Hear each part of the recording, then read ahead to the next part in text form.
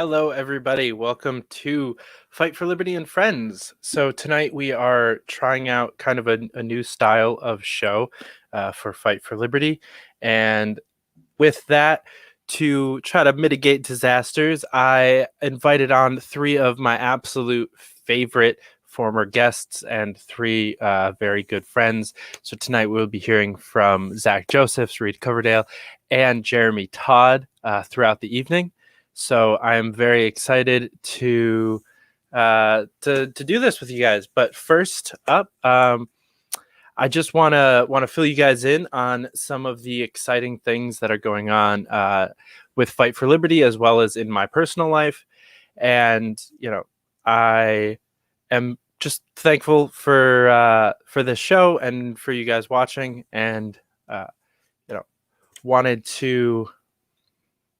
I really want to get more people involved. This show has introduced me to literally hundreds of people that I never would have met otherwise. And so, if you're watching this and you're wondering how to get involved with the Liberty movement, that's the question that I want to answer more than anything else. And so that's why I like to bring people on that are doing things like actively with their lives to better the world and to better their lives and the lives of the people around them, as well as people that are active in the liberty movement who are working literally every day to help change and improve the laws in this country, and so that people can hear what they have to say, what's going on. And Valerie was on last week talking about what they're up to with the LNC. Kim Ruff talking about her campaign for Arizona State Mine Inspector. There've just been some really awesome people that I've gotten to talk to and on the show, and then in comment sections and DMs outside of the show, gotten to talk to so many more people about ways that they're working to improve their county organization or their state party or whatnot. So thank you guys so much for watching, for making this a thing. And for me personally, one of the things that I'm most excited about is that I just took the job of volunteer coordinator for Stacey Pressman's mayoral campaign in New York City. So I will be helping herd the cats of the volunteers down in New York City and across the country, as we look to have a very robust social media team and events team, and things that we live in a world now that remote work is kind of the norm, and we need to utilize that in the Libertarian Party for sure. And we're gonna be able to do that this year with Stacey Pressman, and we're already doing that. We have people all over the country already working diligently to help make her the next mayor of New York City, and I am very excited to spend the next year with that as my main goal as well. For those of you that missed the Stacey episode, she is a comedian, actress, and activist from Brooklyn, born and raised in the city, who is now running for mayor on a fantastic, just common sense platform. She's, like I said, born and raised in the city, so she's gotten to see what New York City transportation looks like, what the roads look like, what the schools look like, and you sit around the dinner table or the bar, anywhere, and you hear all of the same similar conversations, or at least I do when I go out. And so many people are, well, why can't we just this? Why can't we just do this thing that would solve this problem? And everyone's kind of in a defeatist mindset where they're just kind of, well, government sucks, and there's nothing we can really do about it. Stacey Pressman is running on the exact opposite platform, with just some common sense goals. And a lot of her platform is the stuff you hear talked about around the dinner table or around the bar. Like I'm saying, it's just the common sense stuff. There's no reason that our schools need to look like prisons, There's no reason that the Verrazano Bridge should be $19 to cross. There's just some very simple fixes that need to happen in New York City, and I'm excited to help Stacey Pressman bring those along. If you want to get involved, we have some very heavy needs in the volunteer department, as I am fairly new to the campaign. So if you live in New York City and you want to help us knock doors or canvas, please, please, please let me know. We also need people to help be our social media army and our kind of digital canvassers. So if you don't live in New York City, but you have some time and you want to help us spread the word on social media, please also reach out to me or Brianna Coyle, our deputy comms director. We just brought on a new events director, Tom Pickasoff. And so if you would like to help us coordinate events and, find places for Tulsi to speak at, for Stacey to speak at, I am in real old hardwiring. Been working with Tulsi stuff too much lately. If you want to help us find events for Stacey to speak at, please reach out to Tom. And also, a big need is for researchers, for lots of different kinds of research to kind of help out all the different teams. So if you are somebody that likes to Google things and likes to dig and wants to use those skills to help the Liberty movement, I would be very, very glad to welcome you to the team. If you want to hear a little bit more about Stacey, we're going to have a great opportunity this Friday. The Liberty Ladies special for Fight for Liberty is going to be streaming live from 9 to 11 p.m. We're going to have Stacey Pressman, who I just spoke about, who I actually just got off a campaign meeting for. Very fired up to hear her speak to us again. On top of that, we'll be having former Libertarian presidential candidate and current candidate for Arizona State Mine Inspector Kim Ruff. We're having Elaine, the Libertarian redhead, Valerie Sarwark, at-large member of the Libertarian National Committee, and a good friend of mine, Adeline Grace, who experienced field worker in multiple campaigns and has actually been active in politics a lot longer than I have, even though we're almost the same age. So tune in Friday night, 9 p.m. It's going to be a good time. Going to hear lots of fun stories from these incredible, badass women in the Liberty movement. So, I'm just really excited about this. I love all of these women. They inspire me so much, and so just to kind of put them all in a virtual room together and get to talk to them is pretty awesome. So definitely check that out. The other thing that we're doing here at Fight for Liberty that has me pulling my hair out most of the time, but also giving me some solid hope for what we're working on here, is we've been working on a volunteer placement program. And so this is kind of the first time that we're talking about this online and on air. So we've had the fightforliberty.com/join up for quite some time. And, you've always been able to get involved a little bit, but now there is so much cleaner of a path to where you can get involved and how we're utilizing that piece of our website. So you can, like I said, go to fightforliberty.com/join if you want to get involved anywhere in the Liberty movement. There are so many options on that screen and a text box for you to fill in your own stuff. Any kind of way that you might want to get involved, there's a whole bunch of options. If you are working on a campaign, if you're also a volunteer coordinator like myself, or you work within the party or work within the Liberty movement somehow, and you need people to to help you out and you need volunteers, please send an email to info@fightforliberty.com. I will be happy to reach out to you, and eventually there will be a nice form on our website for this as well. We want to basically provide a service like Indeed for campaigns and nonprofits to find volunteers who have skills that can be used well. We want to put volunteers in positions where they will be engaged and excited about the work that they're doing for the liberty movement.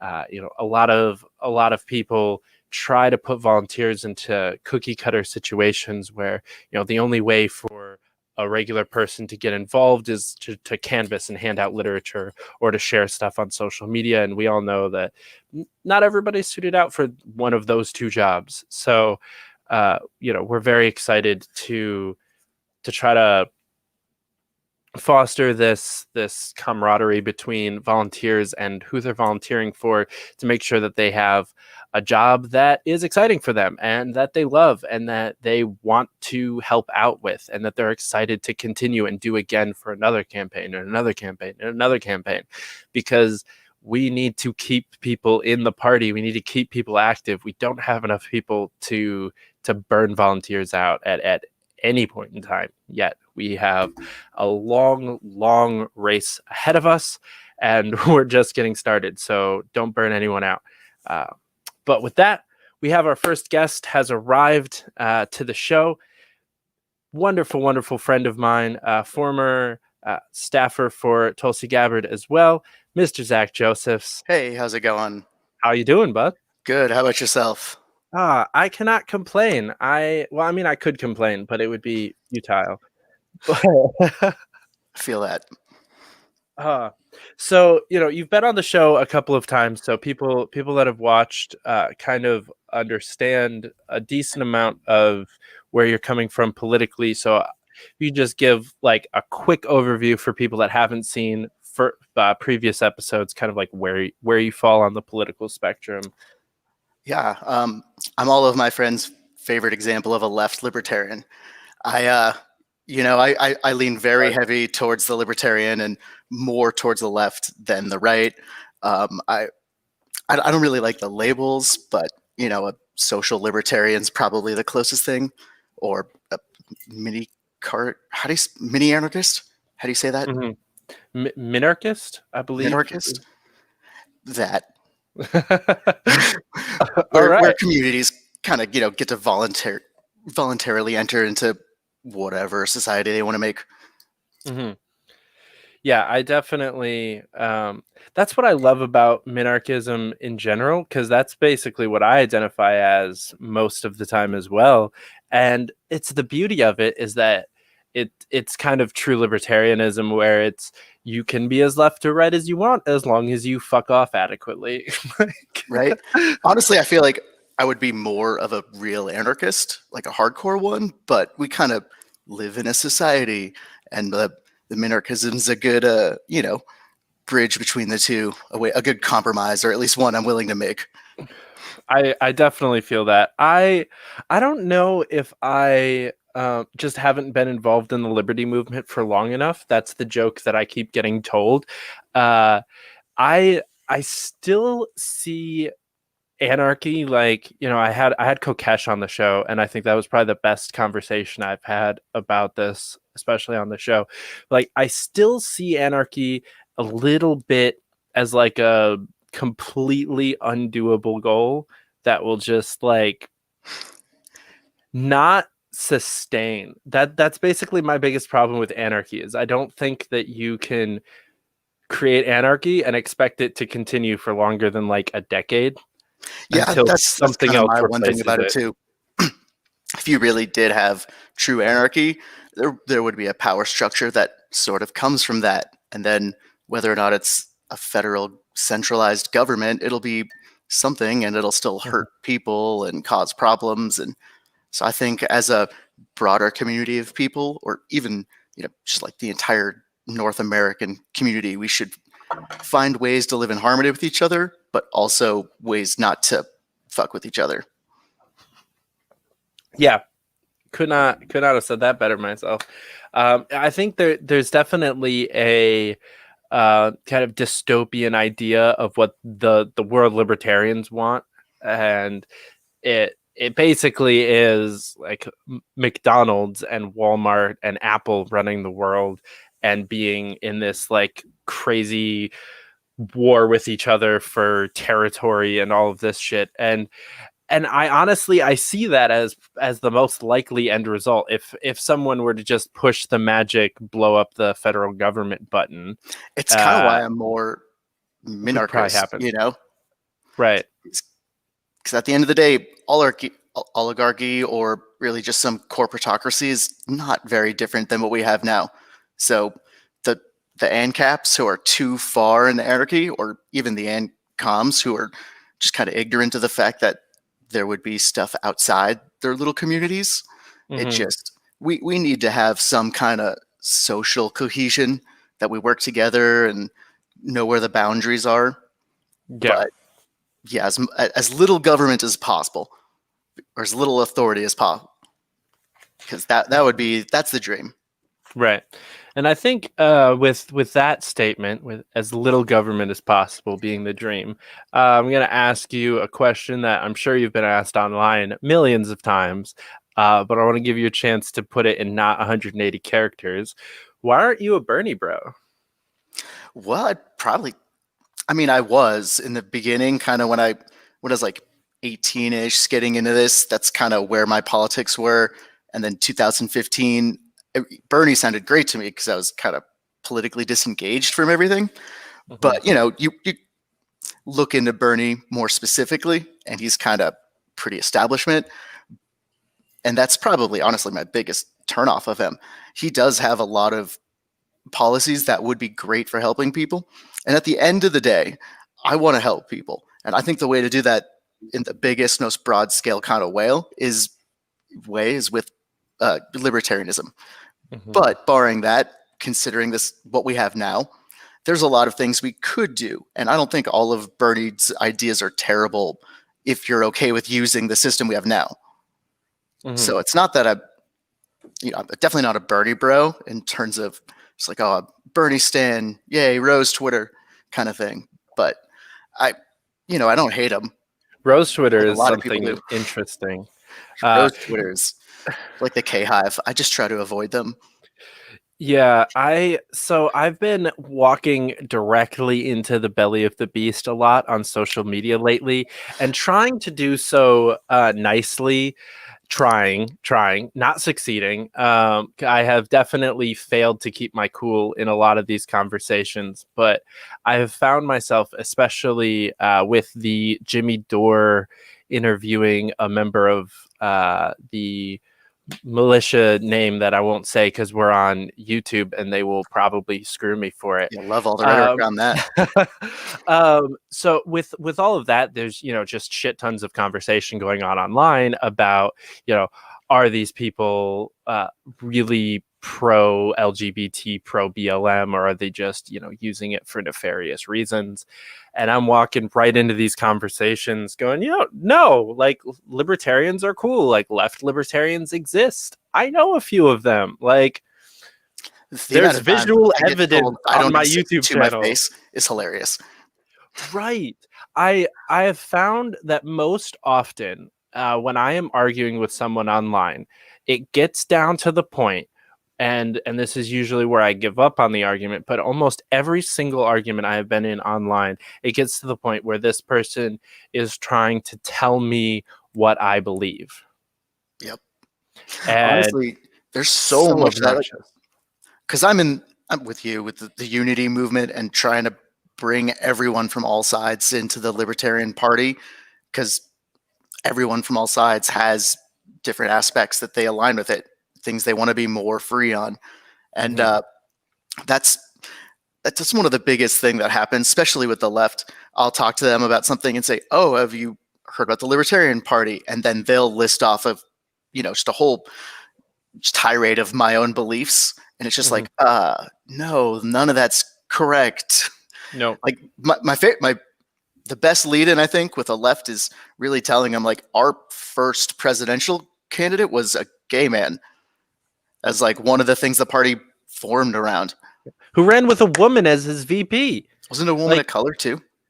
I don't believe so. No, she was pretty milk toast actually. She was kind of Joe Jorgensen-y, but Still still, and they got an electoral college vote, therefore amazing. concreting history as the first ever gay man and the first ever woman to receive electoral college votes in the history of our country. Right. Like, And it's yeah, we've been there for we 50 really have. years. We've been fighting this fight. And honestly, just so many people on the left don't know that. They think Mhm. of libertarians as like Republican light because of how CNN talks about them, but it really has nothing to do with that. And I've changed a lot of people's minds on libertarianism just by showing them the political compass that, because non politicos very often don't always know what that is or have never seen it before. So when Mhm. you're like, hey, look, this whole bottom left section of the quadrant says, I want to legalize sex work and all this other cool stuff and also implement some sort of social safety net, all these things. And liberals or, even like the like very hardcore Democrats are quick to be like, oh, that's not what I heard Rachel Maddow say about libertarians. And that's, I feel like, so much of the fight right there. Right. What I love though, and the hilarity is when you have like Yang, Bernie, Tulsi, like Williamson, AOC stand type. Well, I'll remove AOC from that list. Um, Types throwing that out there, and it's like, how full of shit these people are. Like, do you remember how Rachel Maddow talked about Tulsi? Do you remember how full of shit CNN is? I think the most ludicrous comment I received today on Twitter, somebody literally, after I, like, in my opinion, laid out a pretty good argument that actually convinced a few people that were in this conversation, that splintered off into other conversations that were decent. Um, this person responded basically saying, well, I'm going to trust the word of the FBI over some random person on Twitter. And I'm like, Or are some you really unnamed going to source. trust the word of the FBI? Is that where we're at in America, where you're trusting the word of the FBI? Have you paid attention to anything No, ever it's, at any it's point in worse. time? They'll take an article from MSNBC that says like an unnamed intelligence community source reported that Donald Trump said something, and it's like, that the entire job of the CIA is to lie. You don't even know if Right. which branch of the intelligence community this unnamed source is with. There's no proof for their claims, and yet you're spreading these articles around, knowing full well that like tomorrow you're going to spread around an article about how they suck because they're smearing Bernie. And it's like, what's with the goldfish memory? It blows my mind. The short memory, and it's not even just on social media. It's a huge problem where people will Right. totally forget the opinions they were fighting for last week if the Mhm. news changes.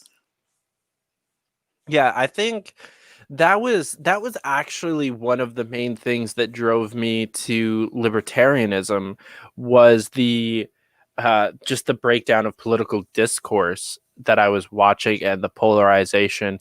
And now with I made this comment in the group chat earlier that I feel like we're in the third party within a third party as this liberty unity movement, because I see the same exact behavior that drove me to libertarianism from that was coming from the two major parties within these two groups fighting within the LP. But this whataboutism, the inability to carry a cohesive, intelligent conversation with someone that backs up what you said a week ago, and flip flopping on People, literally every single conversation depending on how it suits you. yep. And that's pretty much what it is. They always want to be right. They always want to be correct in whatever opinion is they're arguing with or, who they're with. Mm-hmm. They'll just, oh shit, like forget in their head, like I was defending the other thing last week, but I still want to win this conversation, so I have to change my opinions, and they just do. There's a Right. principle is a hard thing to come by. Yeah. honestly, I see some of it in the LP. It's not even exclusive to just the big parties. It's kind of like a problem with people in America where they always want their ideology to be right, and if it ever's wrong in any situation, it's like some meta proof that everything you believe in is wrong. Hmm. It's Yeah, just not how it is. I definitely bought into that. And shit, you watched this over the last year in my life where so many of the things that I believed started to break down, that and then you threw psychedelics into the mix, and I was just having conversations with you like, what do I even believe? Like, I sent you a text the other day that said, why does reality exist? So there's I can identify with that a little bit, and I love to be right as much as the next guy as well, and I fall into that trap quite often, especially with social media and how kind of it just instigates these petty bullshit arguments, and you're doing it on a world stage every time. So you're doing it with this mindset of like, oh, my followers need to see me win this, or I'll get more followers if I win this. And you're getting dopamine fixes out of trying to fight these people. Uh, What really gets me is like there's because there are bad actors trying to manipulate people in all kinds of information. What something that just happened was like, but with this whole Biden canceling the Keystone permit, mhm, there was a like a PR person for an oil company, and they put out a statement, which was one of these Native American tribes. I forget which one, but they were against Biden canceling energy permits. They said it violated the sovereignty of you know their self determination on their own land. But it's like people people's real problem, I think, in America, and I don't know how we change this culture, is just not looking carefully enough, not looking into it. These are like the federal government canceling federal grants for energy contracts, and somehow, even if it's not just a tribe, but even if it was a state, when they said like, "Oh, it violates our sovereignty, right to self determination, to not have the federal government choose to give me a thing," that's insane. But you've got people on the left who will defend this, and as it's like a no, this is Native American rights. I can't believe Biden would assault them like this, but Biden's canceling federal energy permits. So it's these People bad are actors and these stories and arguments that happen. Like, yeah, sort of, it's on the PR person from the oil company. She's the one sort of manipulating these pieces of information and getting people to fight. But if you just look at the words she said, it's not even hard to realize what she's doing and that it's all double speak.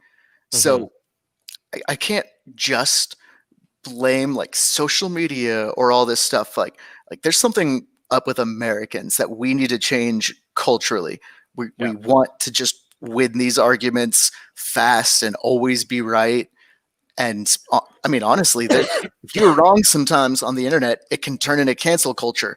And if you're wrong about the wrong thing, you can just lose your job or all kinds of stuff. And like, Mhm, I, as someone who grew up in a very left area, especially around a lot of hardcore leftists like communists and socialists, we need to find a better way to move forward than just trying to cancel everyone. The best mhm. example I have is what's YouTube is doing right now to leftists after sweeping away all the right leaning accounts that they're just going after the left, because anything that assaults their corporate model is really the thing that's a threat. Right. I mean, and we can't forget that YouTube is Google, is Alphabet. This is not some just like nameless, faceless, thing where we put our videos. And I'm streaming on YouTube right now, and I wish that there was something else, so I wasn't giving those people my time or my money. But unfortunately, if I want to get famous in any way, shape, or form, or I want people to actually hear what the people I have on are saying, YouTube is the best way to do that. It's true, but that's, I feel like, the one side of it, and the other side that I feel like goes so unrecognized is sort of just people's unwillingness to do anything. People go to YouTube because it's easy and they pull up the app It's in the Mhm. same place on their phone. They just pull it up, and it's just so easy. And then, oh, if you have to sign up for another account, that's registering on your email, and it Mhm. takes effort. And people legitimately don't support better platforms than YouTube because they're lazy. And Mhm. I've seen it myself, especially in the past. I try to really, really avoid it now because of how much of a problem the monopoly is. But it's I think the one that just shut down is called Storyfire. You ever heard of them? Don't think so. Storyfire was pretty great. It was like if you, it's like YouTube is like video content hosting, but they had like a whole social media aspect of it. It was like using Hmm. Twitter and YouTube combined, but not enough people made accounts or supported the creators or actually left YouTube. And some of that's this just kind of unconscious people who aren't aware of this stuff, and they might change if they were. But another part of this is like, how many people do you know who know about this stuff and are concerned about this stuff and still go to YouTube for content that they could get elsewhere? Hmm. I mean, I actually I had to because I felt like a huge hypocrite because this a similar conversation happened on the show the other day, but talking about DuckDuckGo. I finally, like 2 days ago, switched my all of my web browsers over to use DuckDuckGo. Like finally, like Yeah, again, DuckDuckGo's great. 2 days ago, because for the same reason. Yeah, I'm like everything's just set up to Google. Like I use Google Chrome, I use Google, I use Gmail, I use Google everything, so I Google things. Like that's just how I use my computer.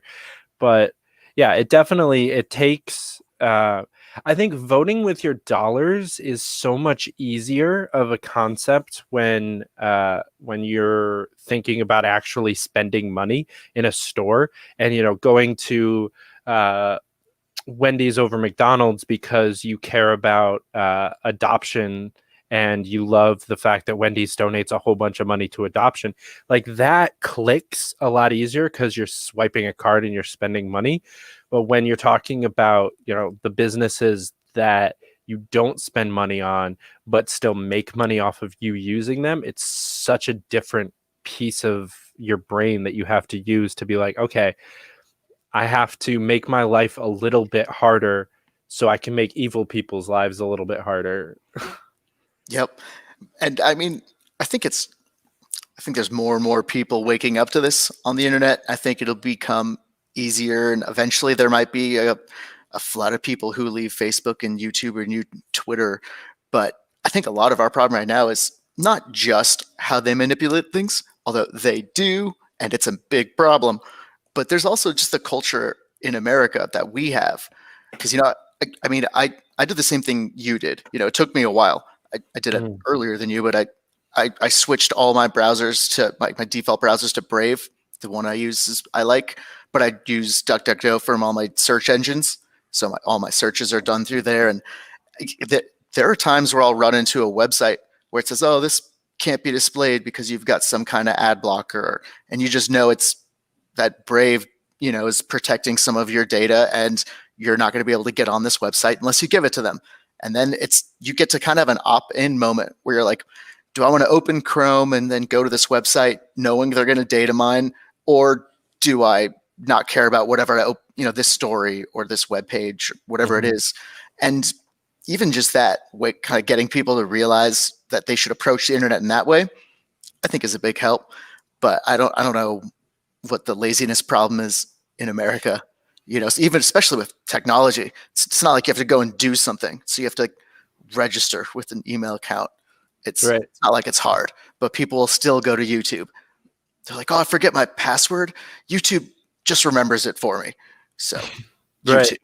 YouTube. You I think definitely one of the things that YouTube did correctly and quickly was they integrated with literally every casting software. Apple TV, Amazon Fire Stick, Roku, like all of these different things support YouTube, and most of them don't support anything else.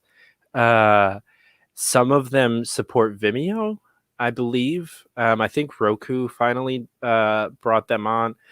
That's good. I think I think that is, at least in my personal life, has caused me to be brand loyal or site loyal in a way that I don't want to be, is specifically the accessibility on casting devices. You know, Hmm. if um if Apple TV supported Spotify, I would never have gone back to Apple Music. But this is something that I think not just libertarians, but the actual party itself is really going to have to talk about in a real way. At the end of the day, any libertarian content can be throttled. And it's not just on Twitter or Facebook and YouTube. The actual ISPs, AT&T and Comcast and all these big guys, they can just shut you out. It's like what happened with, I think it was with Parler, where Amazon Mhm. web hosting shut them out. Yep. And like that's kind of insane. And when you really think about it, it's not even just the web hosting. Like whoever has the servers, like your internet service provider, whoever it is, they can shut you out. They have those rules exist right now. We don't exist in a kind of free internet like we like to think we do, Hmm. like it used to be. And a lot of people right now, especially more right wing commentators, are setting up subscription services on their own websites and a lot of stuff, thinking this is how I'll protect myself, so that if I ever get deplatformed on the social media sites, people can still find me. Hmm. But Yeah, but that's they're not doing that necessarily through true.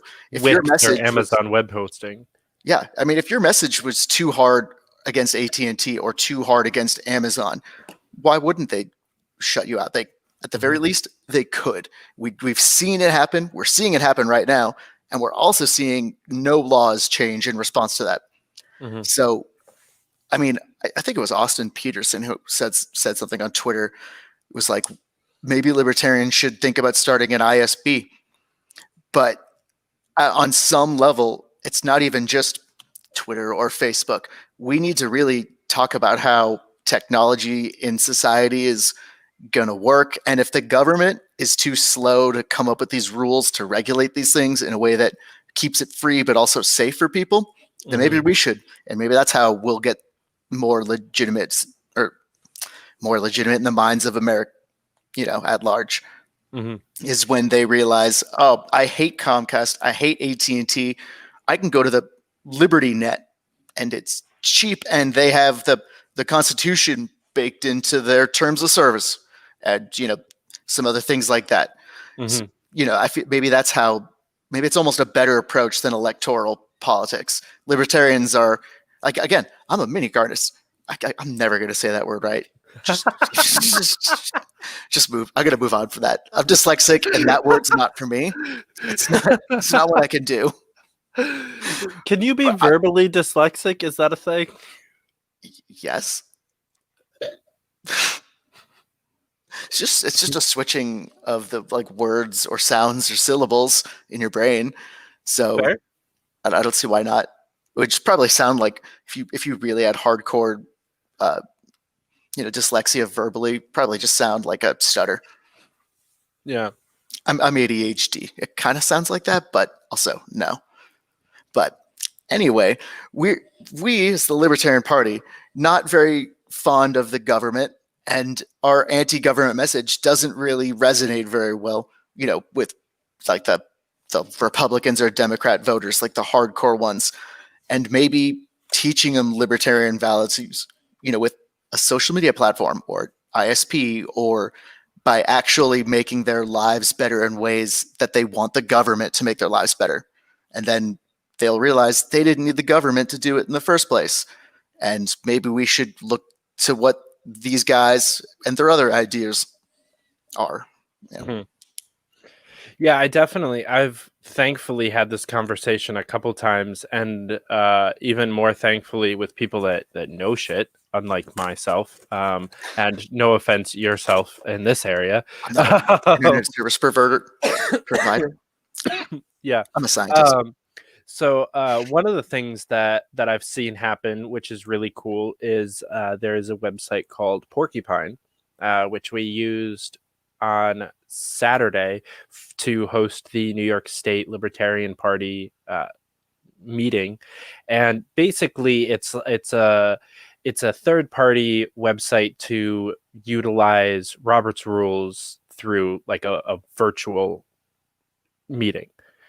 Yeah, a fairly specific need to the Libertarian Party because we used Robert's rules in almost everything, but so do so many other people. And so I was very, very happy to hear him, the person that developed it, who helped us run the meeting, mentioned that he was, getting out there and a bunch of nonprofits in the area and, a couple of other party organizations like the GOP had used his site to also run their meetings. And I'm like, this is awesome. This is what we need to do. We need to be developing just things that people use that are liberty minded and have liberty things thrown in there so that people are, we're constantly blasted in the face with like progressive liberal bullshit, whether it's watching TV or going on social media or anything. It's literally everywhere on fucking Uber and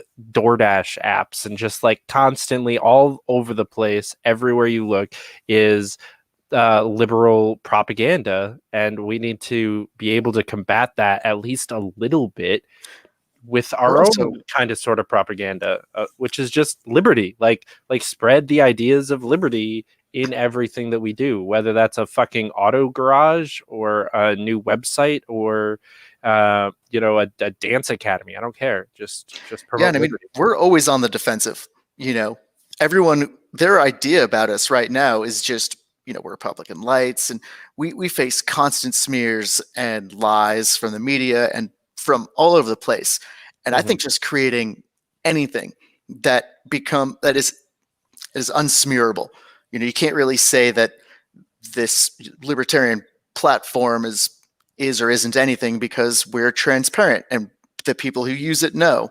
And Mm-hmm. I think that might be a better way to get our message out, or a better way to help build the party or build interest in it, because we need to, start thinking outside the box.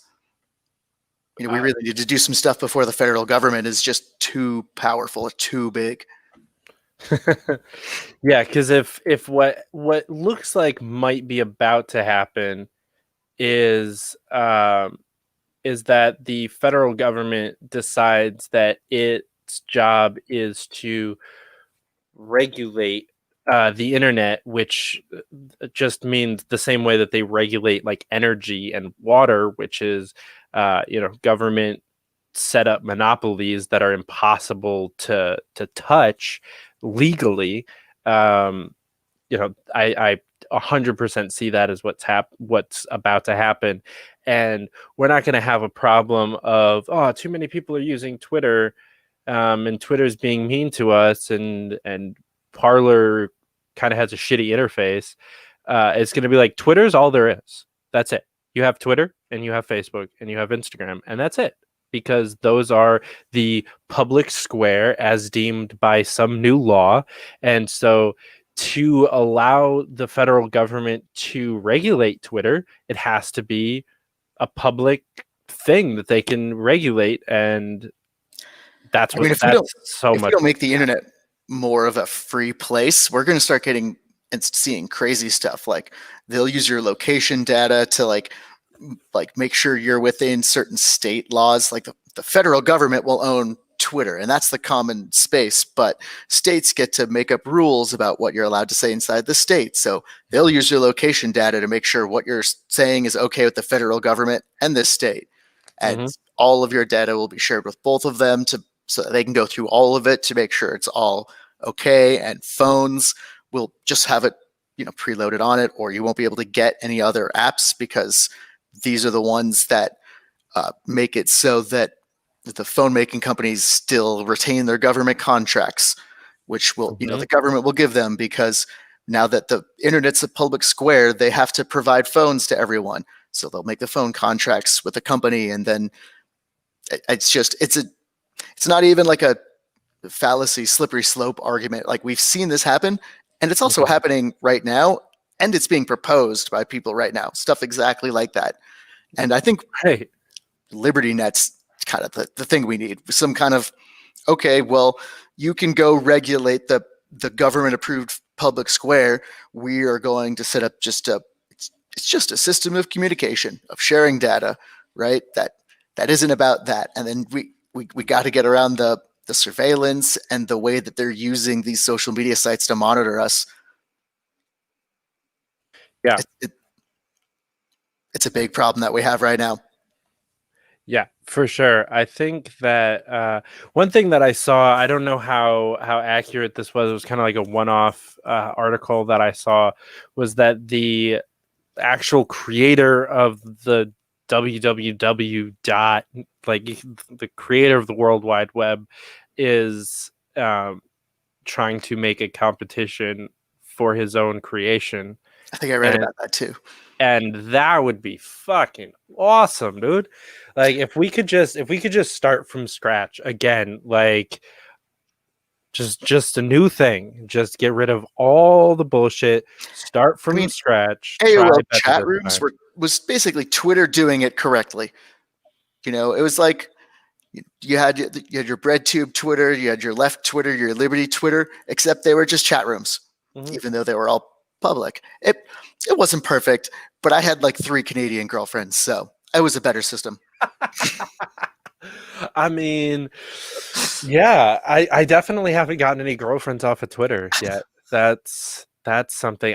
Not from lack of trying. Not from lack of trying, ladies. Come on. I'm trying. I mean, Twitter's no chat room. Let's be real. Yeah, that's fair.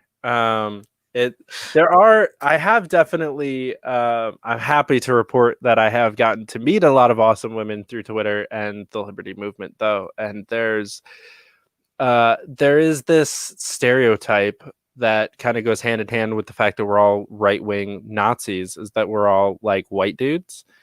And it's hilarious to watch, some of the similar conversations that I'm sure you take part in, but they're even more just obvious when I see some of my female friends in these conversations. That's like, oh, libertarians are racist white men, and it's like this black woman from Detroit being like, no, I'm a libertarian. And they're like, no, you can't be a libertarian because all libertarians are racist white men. It's like, no, nope, I'm a libertarian. Look at my profile picture. Oh, you're just a bot or a spam or like a sock account. It's like, come on, people. Like, what do we need to do to convince people that their preconceived bullshit is false? One thing I really liked that Parler did that I think was a good answer to this is the way they verified accounts was based on whether or not you gave them like your real name and you verified your ID and your address with them. And the other people have made these arguments. Like on social media, you should have to have your real name and it should be tied to your identity. I really don't like that. Most of my favorite meme accounts have an anime picture, but if you want to be verified, I do like that. Where instead of Twitter just picking people that they like, if you want to become a verified person, you just verify who you are, and then you know that's one way to put your words. Make it more real on the internet. Mm-hmm. I don't know. Maybe we'd have to develop a culture of only ever taking the non-verified so seriously, which I kind of feel like Twitter's doing now, except they're the ones who pick who's verified. So Mm-hmm. they just have an elite class. But it'd be very different if the difference between verified and unverified was your choice and anyone could do it. You just had to prove who you are. And Yeah. that I feel like could be a better system. And I think that's what Parler actually did. Yeah. I think yeah, verified on Twitter definitely means something a little bit different than just like you are who you say you are. Exactly. And to a point, I agree with the idea of being a verified account on Twitter. Like if I was building my own like perfect version of Twitter, I think there would be like 2 steps of it. You'd have the blue check if you filled out all the information and gave me your social security number, your license number, or whatever, and I know that you are who you say you are. And then like a star if you have more than like X amount of followers, or have like, a threshold to be able to kind of, give a little gold star to the people that are And I'm more fine worth with that. But listening to than you know, others. Twitter doesn't base Possibly. it off of your followers or your engagement. It's just at a certain point you can request being verified, and then they can just be like, "No, I don't want to do that for you." And Yeah. that's where it becomes Twitter's elite class. But at the end of the day, if it's just like you could only be verified if you have more than 1,000 followers, at least that's a kind of fair that can be applied evenly. Mhm. That's more about what matters. I think when they started out the concept of verified Twitter, it was a little bit more transparent and it was more of just a threshold. And they didn't really deny applications. It was like you've crossed this threshold, then you can choose to apply, and then it takes a couple of days and voila, you're verified. And the only time that you got denied verification was if like for a good reason, like you're not actually who you say you are. You're a troll. Like um obviously there were people that got denied, otherwise it would be a useless system. But This is why it blows my mind that Twitter and Facebook, they like that whole Section 230 debate, why they would ever, even once, choose to like delete a tweet or ban someone's account.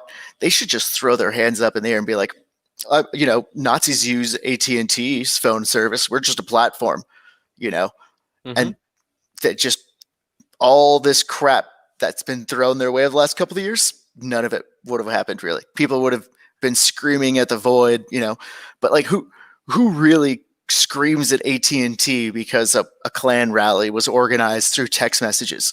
That doesn't happen. Mhm. No one pickets outside at AT&T because of that. Right. So the idea that all these social media sites didn't do that like as a choice blows my mind. Why Mhm. on earth? Well, they would have been able to dodge, a lot of the flack, but it's a high risk, high reward situation. They were in turn able to literally pick and choose the fucking president of the United States and hundreds of other elected officials throughout the country single-handedly, basically, or How long did they have double-handedly that power between the though? two. They really that was like a one and done. They shouldn't have wasted on this. Well, I mean, they got two. I'd argue that they did a pretty good job in 2016 as well. I don't think it was really social media as much, like because a lot of it, Hillary really did Pied Piper Trump. That he got played up in the actual media too, and Mhm. I mean let's be real. A lot of like what drives the polls and public opinion starts with the what they do with the boomers, the calling and the polls and the media, television, conglomerates. Too many people give too much credit to fucking polls, dude. Like myself included, because it's part of my job as a political analyst and a strategist to like pay attention to these numbers because they do mean a little bit of something. But holy shit, it doesn't mean the election. It never means that. It never means that. What's crazy to me are national polls where they're like, we surveyed 1,000 people nationally, spread out unevenly across the states. This represents everybody. Right. And then, like, 330 serious million pundits people. talk about it like 78% of America thinks this. It's like, well, where'd the sample come from? Yeah. Who was the voter rolls that they used to call? Like, was My it CNN exact viewership only? Because we know that they're all over 70 right. or currently in a hospital waiting room. Yeah, my or a hotel or sorry, airport, as Massey was joking the other day. I think my favorite like bullshit about this is there was a Democratic debate qualifying poll back in late 2019 that was a national poll that surveyed 257 I people. think I remember the one. That's It's just egregious. fucking what? And what's worse is the poll will be like, we surveyed 600 people, but 400 of them said they were Republicans. So we're only looking at these 200, and now we're going to say, 80% of the country loves Joe Biden. And it's like, Jesus Christ. Right. people take this seriously. And it's like, don't even get me really started on debate polls, but the fact that there's no standard, like all political debate polls to be qualifying have to be conducted in this way with the same voter rolls. in the same ways to make it kind of an actual uniform understanding of what's going on. But Yeah. no, it's just like, depending on where Fox and CNN do their polling, they're going to go tell everyone that 80% of the country feels one way. Yeah. Blows And my mind. yeah, the qualifying polls, I saw it a little bit in 2016 with Gary Johnson, and then 2018 with Larry Sharp. But I never saw it as bad as working with Tulsi last year, with just, she'd get 5-6% in a poll, and they'd be like, oh no, that one's not a qualifying poll, we're gonna not count that one.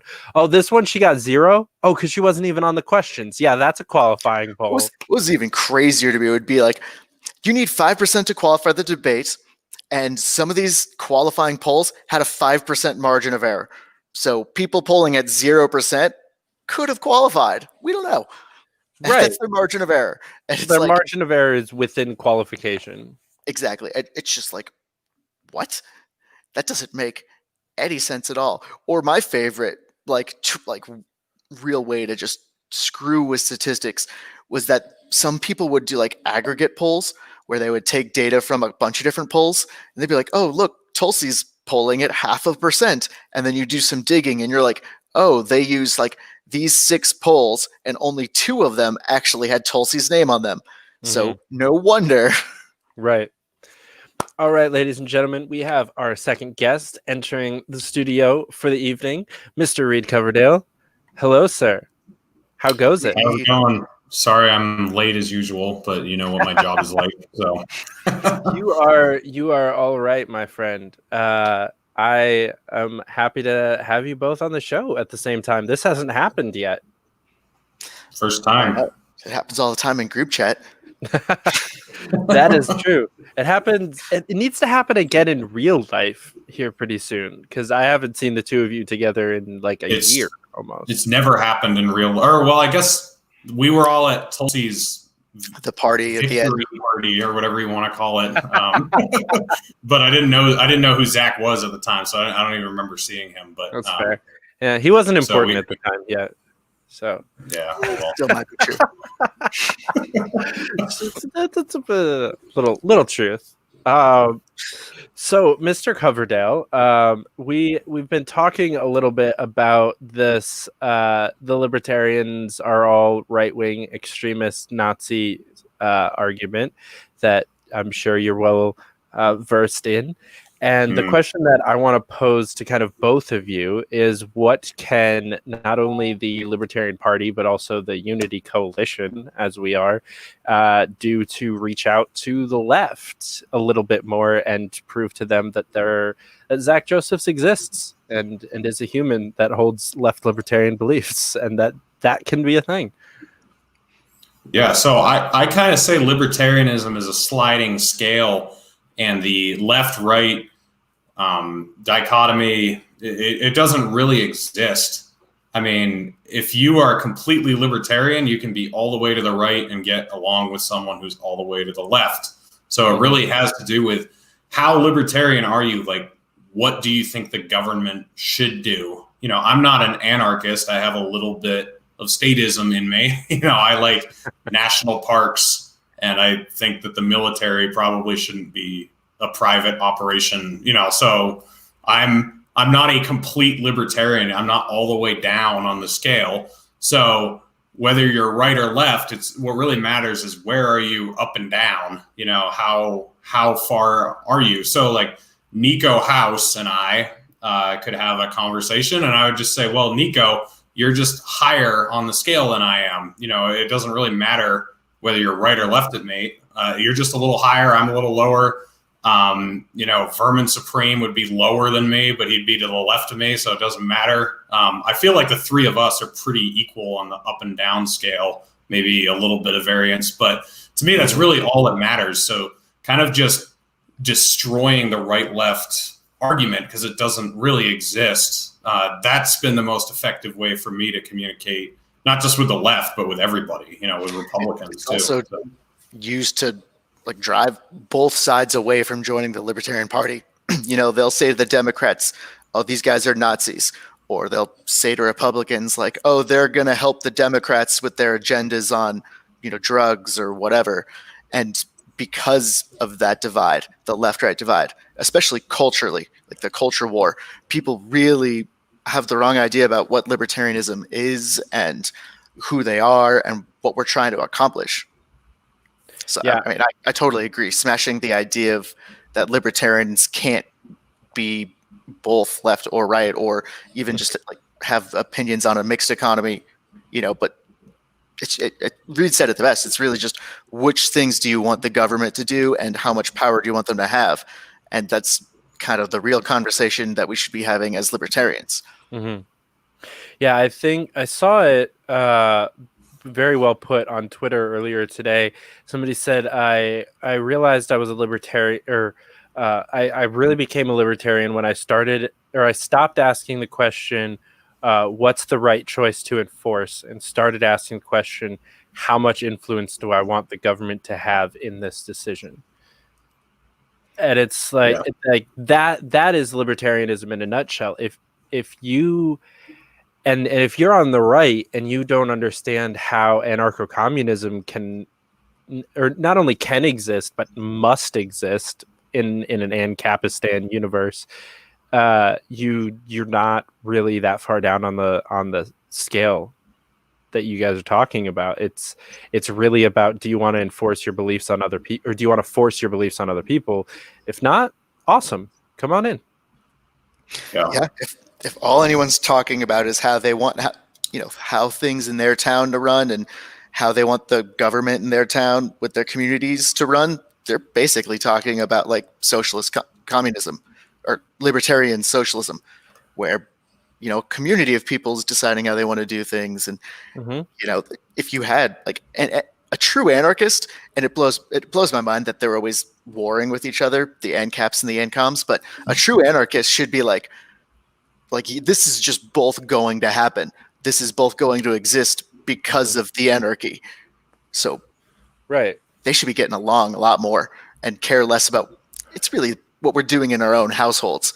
That's where the warring on the rhetorical battles online happen. Yeah. The other thing is a lot of kind of generic libertarians who have been, I think a lot of people are coming into the movement, but people who have been there for a while, they get angry when you suggest what they do or you tell them what to do. You know what I mean? They feel like you're somehow violating the non-aggression principle, where no, if we're not going to have a government, then societal influence becomes more important, right? Because that's the only way we keep you from doing terrible things. Like if we want less government, you want more personal influence on each other, on your friends, on your family, on your community. So you should be more assertive. You should, if you see your neighbor doing something's bad, you should go over and say, hey, dude, knock it off, instead of calling the cops on him. That's the libertarian solution, is taking direct action yourself and trying to make a change. And that's something that's starting to change. Finally, people are starting to accept that as reality, and that's important. So, yeah. So, I think the left, this has been something more they've been waking up to, which is awesome, which is one of those things that are softening them up to the actual Libertarian Party, is all this stuff with police reform. When like in Portland, you see like all these mutual aid networks and all of these different things popping up because they don't want to rely on state systems. And then you can kind of just very easily say like, yeah, see, everything you're doing a libertarian agrees with. It's just, we don't want you to force us to live that way if we're in a different town. But we're not going to vote to have police shut down the Chaz. That's not what we're trying to do. We don't want to support a state pressure on someone else. Right. So I've had a lot of leftists be like, oh, that's what libertarians want? That's fine. That's great. I like that. A lot of the misconception is just that we're Republicans with more guns. More guns and some weed thrown in there. Although that is true, we do have more guns and weed than they do, probably. So. Oh yeah, for sure. I've actually I've got mine right here, so there you go. But Nice. Just in case the virtual meetup goes south. Just in case the ATF agents come through the door while we're doing the live stream. So Right. Reed's on a boat right now. Right. that's right. I'm on a boat. It's very rough seas. There's some. It's the boat's rocking a little bit. The waves are getting bad. So. The clouds are very threatening. Man, I really don't help you, or I really hope you don't have any kind of accidents tonight, my friend. Praying for Yeah, you. I mean, I'm not expecting any. So, I do have all my guns on this boat, by the way, all of them, every single one. So, I mean, it's important to keep all your guns in one basket. Right. Yeah. Keep all your eggs in one basket, all your guns in one boat. So, Exactly. Yeah, I definitely think that, I hope that 2020 woke up a lot of people to the bullshit left-right mentality, and that, it really is. It is the people versus the state. It does not fucking matter what you want. If the state wants something different, they will fuck your life up. That's just how this works, and people are finally starting to realize that it doesn't matter. The government will come in, they will shut down your businesses, they will arrest you for not wearing a mask, they will They'll tell you to vote for the Democrats in the Senate, and we'll give you $2,000, and then it's all lies. Mm-hmm. Yeah, did you see that the thing with Jimmy Dore and the Boogaloo boy? That was amazing, and you could see the gears grinding in Jimmy's head because he's not too used. I mean, he's kind of started delving into a little bit, but he's not as used to this concept. Definitely as the guy from the Boogaloo Boys was. Like, he totally understands this. He's kind of like us, and you could just see like the confusion and the smoke coming out of Jimmy's ears. And I was just like, yes, it's starting to happen. Like he's being exposed to this. And then like Kim Iverson and a lot of libertarians too, like Dan Berman and like Adam Kokesh, all these people, they all get it. So I feel like the libertarians were ahead of the curve and the leftists are starting to catch on, some of them, and it's exciting to see. So yeah, it really is. Well, Mr. Josephs, thank you so much for having me on. Joining us. Hope to have you back pretty soon. Good to see you later. Right. Talk to you guys tomorrow. Group chats. I got memes. memes all day. So we were discussing a little bit earlier about the Jimmy Dore Boogaloo Boy interview, and I think one of the most telling comments that I saw today, someone said, okay, so what if they're pro all of these things? How does that help us get Medicare for all? And listed off a couple other topics. And I responded to that one. I felt like I had to, really. And I was like, you can have a conversation with someone that doesn't agree with all of your goals, right? And it blew my mind that, because this was just the best worded version of this comment, and that's the reason why I chose to respond to that one. But there were so many comments, both on Jimmy's post and then on like various like quote tweets and screenshot posts all over the place, and that were all along the same lines. It's like, okay, so these guys don't support Medicare for all. Why are we talking to them? Right. What? Yeah. And then you hear the same thing on the other side. It's like, oh, well, these guys do support Medicare for all, so why are we talking to them? And it's like, because we need to talk to each other. Like that, we need to talk to each other. If we keep letting the state run this fucking divide between the two of us, then we lose. We fucking lose. That's what happens. And we've done it for the last 7 or 8 decades, and we'll continue to do it if we keep up this mentality of like, oh, this person isn't already 100% what I believe, so fuck that person. Yeah, it's aggravating, and I got to be honest. I think that the captured left is more guilty of it than libertarians, because I'm actually starting to see libertarians be like, okay, I have an ideal of what I want eventually, but I realize we live in the real world. So as long as we can move in that direction, that's good with me. Where a lot of like hardcore leftists, they have their bullet list, and that bullet list needs to be fulfilled, and nothing else goes, regardless of what other overlap you might have with them. Like if you also want to end the war on drugs, end the wars, end the Patriot Act, they don't care. It's just like, I want my $15 minimum wage. I want my health care for all. I want free college, and I want a Green New Deal. If you're not going to give me any of those, if you're not going to give me all of those, then you are off the table. I don't even want to talk to you. So, I'm starting to realize that people who are that dogmatic, they're not the ones you should really waste time talking to. I mean, on Twitter, yeah, like engaging with that is great. But I'm thinking that it's kind of the same as if you have, a right winger who is like, no gay marriage, deport all the illegal immigrants, no drugs, I don't know, whatever else. And that is what they solidly care about. They're probably not the people that you should be spending most of your time trying to reach. There are a lot of people who are in between those two groups that are reachable. And they're the ones I've been going after. I talk to people who are like, wow, Medicare for all makes a lot of sense to me. I haven't heard anything else that makes any more sense. But you have all these views that I agree with, so let's talk, let's work together, what can we do? Right. That's the type of person that I really hit it off with, and I think there are a lot more of those people.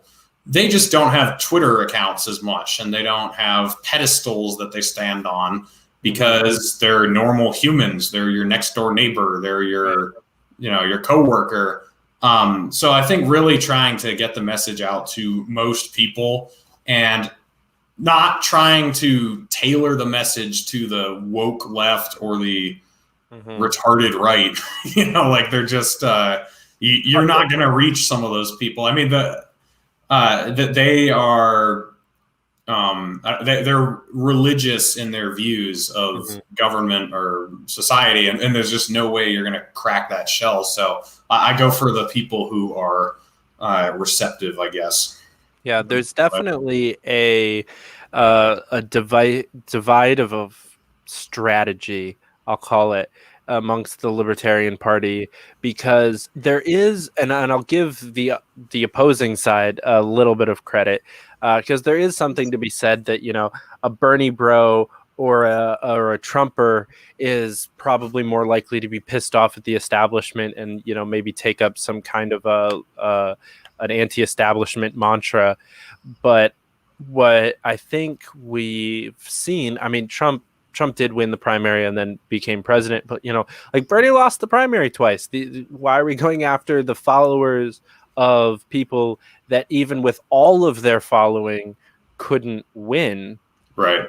When there is a huge majority that takes up 80-something% of the country that is neither one of those groups and is just a normal person that wants the government to be a little bit more logical for them. Yeah, I mean, we make the mistake of thinking that everyone who voted for the establishment is the establishment. I mean, I've got libertarian-leaning friends who voted, family members too, who voted for Biden this year. Just because they were sick of Trump, just sick of his antics. And does that mean they're deep state or that the CIA is paying them off to think that way? Like, no, come on. I mean, Trump was obnoxious and annoying. A lot of people just wanted to see him go. And that might have been their entire involvement with knowing what was going on. So, are we going to, you're going to consider those people John Brennan? I mean, right. Yeah. And then the same with Trump people. A lot of people they're scared of what the Democrats are doing, so they voted for Trump. It's not that they're it's not that they love Wall Street or something. So we've got to stop ascribing labels to the people who vote for certain candidates. Because most people are not as in-depth involved as you and I are. They don't know as much about these people. Most people don't know that Joe Biden is responsible for tens of thousands of incarcerations, or that he wrote the first draft of the Patriot Act, or that he was a big proponent of the Iraq War, or that he has sexual misconduct allegations levied against him. Like, they don't know all this stuff. They just Well, think if people knew as much about politics or were as in-depthly researched as we were, we'd be celebrating the re-election of President Gary Johnson right now. right. Or it would be like Ron Paul's second term would just be ending and we'd be getting somebody else or something. Right. Yeah, I mean, so it's that's why I'm big on education. I mean, I'm trying to do videos on current events. I just did one about John Brennan and the Right. domestic terror bill that's being introduced, and I was covering the omnibus, relief bill that was going through around Christmas time. And I'm trying to just get people aware of what is happening and why they shouldn't vote for these people anymore. Because you can tell them about stuff that happened 20 years ago or about, abstract political theory, but they don't really care. They care like, why should I? What has this guy done to screw me over in the last couple of weeks? And if you cover it in real time, then they'll be like, oh, damn, yeah, I guess you're right. I shouldn't have voted for this guy. So. Yeah, definitely, guys. If you want a little bit more, quick and bite-sized current events videos, the Naturalist Capitalist is a great way to take that information in. You can follow him on Twitter, Reed Coverdale. It's right at the bottom of your screen, scrolling across. I like to have a little bit more long-form conversations, get to know people, but I agree that, the current event structure is kind of what I started the show as, and right. it's severely necessary. Honestly, you being good at it and popular quickly is one of the things that led me to being able to kind of let go of that a little bit, because I felt like there wasn't a need for it in the same way once you started making videos as consistently as you did. So yeah, a lot of people will be surprised, but I have not watched the news in I don't know, 6 months at least, maybe a year almost. Like I don't watch CNN or Fox News anymore unless it's clips of interviews or something, because it's just so bullshit. Like Twitter is the best way to get news because you follow journalists on Twitter and you follow, left-leaning and right-leaning people, and you follow people who are consistent and seem to tell the truth. That's where I get my news from now. And it's so much more effective than watching CNN or Fox News, because there's like with the storming of the Capitol thing, I first heard about that and I was picturing some uprising with, armed men storming into the building and executing politicians. And then you go on Twitter and you've got frontline footage of what's happening. You've got from dozens of different people. You can see all sorts of different perspectives, and you're getting all these different opinions. And so you can kind of sit back and gather information and then come to a conclusion.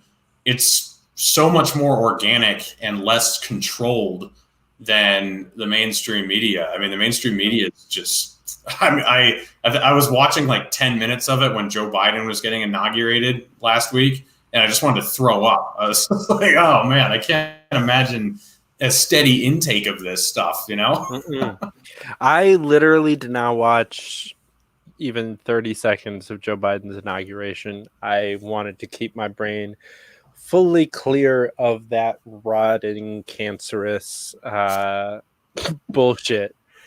Right. Because why would I succumb to any amount of that in my life?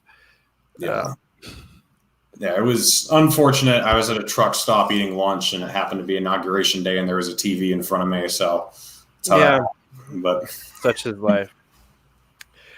So I definitely, I'm going to get your opinion a little bit more specifically on how does kind of a re-asking of the earlier question. How does the Libertarian Party and the Unity Coalition kind of capitalize on what little ground we are making in this kind of left-right breaking of the paradigm?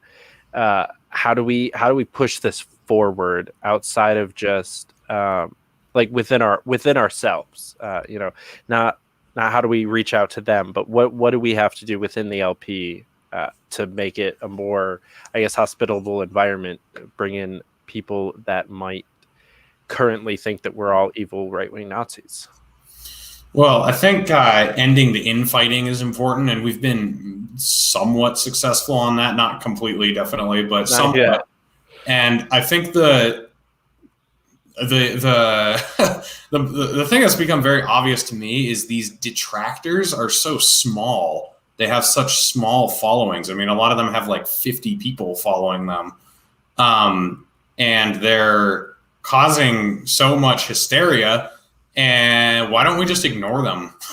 Like stop. We were talking to Dave about this. We're like, hey, Dave, challenge for February, don't get into any arguments. And he said, okay, we'll see if he actually does that. But, it's just, it's not stooping to the stupid level. I think that's what we've got to come up with another term for the left, because maybe we should call them the progressives instead of the left, because we're trying to kill this right-left paradigm. Right. But I'll call them the progressives. That's what they stoop to. Like, they get into these petty arguments and these cancel culture litmus tests. And there are a small number of people in the Libertarian Party who do that. And it's a lot smaller than I thought it was. That's probably the biggest realization I've come to. I thought that was like everybody in the Libertarian Party, but over the last month, I've realized it's not. It's actually like a dozen people. Right. And if you can overcome them just through popularity instead of owning them in an argument, I think that's the most effective way to make the Libertarian Party appealing, because people come in from the outside and then they see the vicious infighting. That's what drives them away. Whereas if they come in and they see like most of the big movement people or factions getting along, and then they just see like this little kind of insignificant groveling going on, they're just going to ignore that and feel welcome in the party. So I think that's the best thing we can do, because we've actually already just even the Unity Caucus, even though it's only like 2 weeks old or whatever, I feel like we've already outgrown the detractors, mostly in numbers. Like, I feel like we're already beyond that, and it's only been 2 weeks. So I would keep that trajectory going, keep the positive messaging and bringing people in and bringing people who are already in the party into being interested in the idea of unity. You don't even have to fight division. Division isn't something you fight. It's something you really ignore. Like you go beyond it, because if you fight it, you're actually giving into what they want. Like, they want the reaction, and I've just muted a lot of people because I don't want to be tempted into getting into arguments with them, and their arguments are never valid anyway. So it's like, okay, I'm just not going to bother with this anymore. So validation to the agitators is what's got to go. Yeah, for sure. I definitely think that by engaging and quote tweeting and constantly talking about it, all we're doing is making them a bigger part of the liberty movement than they have to be. Or than they are. And so when people, especially, I got into like a lot of conversations with the Jimmy Dore crowd and the Jimmy Dore now hater crowd. And, they were telling me about like who our leaders were and who, this Gavin McGinnis is a libertarian, and so you're a racist piece of shit. And I was like, no, go look at Justin Amash, Spike Cohen, and who else did I specifically tagged 3 people. And Joseph Bishop Henchman. I'm like, these are our leaders. This is, our only congressman, our VP candidate, and the actual literal leader of the party. Go look at, and I love to tag Spike in things and have people go look at his stuff, because he is such an amazing pusher of this unity message. It's fantastic. And he goes to the left and he goes to the right. He was fucking Vermin Supreme's VP candidate. He was endorsed by the Libertarian Socialist Caucus, the Audacious Caucus, the Radical Caucus. He was endorsed by literally everyone but the Pragmatic Caucus. And so when you try to say that all the libertarians are blank,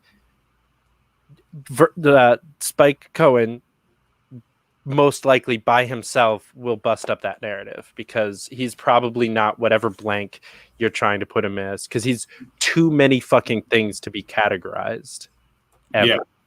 No, he's great, and it's nice having a VP candidate that says he's going to stick around and then he actually does. Yes, that has been great to see. So we have our third guest joining us now tonight, Mr. Jeremy Todd, chairman of the Carnegie Caucus, former chairman of the Chipper Caucus. Hello, sir. Always with a cold beverage. Always.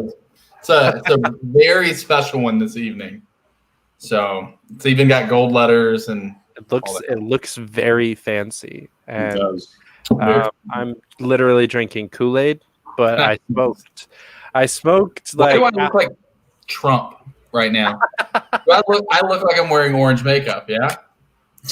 What the hell? Give us an impersonation, Jeremy. It's very. I can't. I can just. Come on. He's no Eric Jackman, I'm definitely not. Let's see if the lighting can. Oh, now you look more human. Yeah, more like a human. All right. Nice. Well, sir, I'm not sure how much you've been watching of the conversation. The entire thing. I'm dedicated. Awesome. I love that. So that was our one viewer. Just kidding. Actually been pretty consistent tonight, thankfully, with some good engagement in the beginning as well. So, the whole conversation, we've been kind of talking about the destruction of the left-right paradigm and, how we can fix that bullshit and get it out of here. I've seen a lot of stuff. A lot of insults get thrown at our little coalition of people that we're all right wingers. The only real left libertarian in the group is we've got like Sam and we've got Zach, and there's a handful of others that are like ex-Tulsocrats that are a little bit more left libertarian, but most of the ex-Tulsi people are like Reed and myself, who were like ex-Republicans that liked her because she was kind of libertarian, not lefties that found the LP because of her. Unfortunately, there's a lot. That's a smaller group, a much smaller group. So I think that we've done a lot to try to reach out to some of the more left talking heads, and I agree with Reed. We need a better word than that. Because we're trying to destroy this paradigm. I think progressive and conservative are good, and we should define those as people who think the government should enforce their lifestyle. So for progressives, it means your finances and your guns, and then for conservatives, it means your drugs and your social life in general. Maybe conservative instead of right and left. I don't know. Mm-hmm. I like that. Libertarian conservative and libertarian progressive. I like that a lot better. So yeah, I think we've tried a little bit to reach out to some like more libertarian progressives and welcome them into the fold, and it's kind of this catch-22 answer, at least that I've received most of the time, which is, again, why I've said that we're kind of like a third party within a third party. It's like, oh yeah, I would join up if there were already people like me that had joined up. We need like an initial big domino to fall. Outside of Spike Cohen, and I think that's definitely a goal that we should have as a group. But I just I I don't know don't. who that is. Yeah, right. 'Cause most of those people pretty much hate us already because we said like one or two nice things about Dave Smith, and I'm losing like actual friends over this, which is Yeah. kind of messed That's up. nuts. Yeah, Uh, it's troubling how toxic it's turned by simply saying, "Hey, this person was willing to have a conversation with us," right. and we were heavily critical of him 2 months ago. I Right. was. I had a huge issue with the things he said about the Jorgensen campaign, and I felt like it was extremely detrimental. And if we're going to be honest, Dave Smith is kind of what inspired us to say we can't do that bullshit anymore. And he was the first one to come to us and go, "Yeah, you're right. I need to stop doing this bullshit." Right. And so that's the only person who's gone out of their way to say, "Hey, I'm on board." Like we people are there is too much heavy shit happening to fight over stupid shit. Right. And I think that unfortunately there's so much bad blood.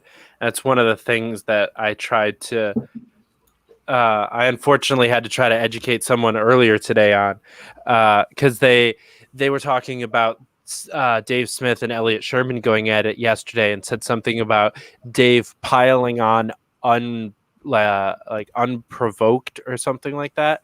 And I was like, I don't consider anything that happens between those two unprovoked. Like, do I agree with how Dave went about it? No. Would I have done the It same? wasn't.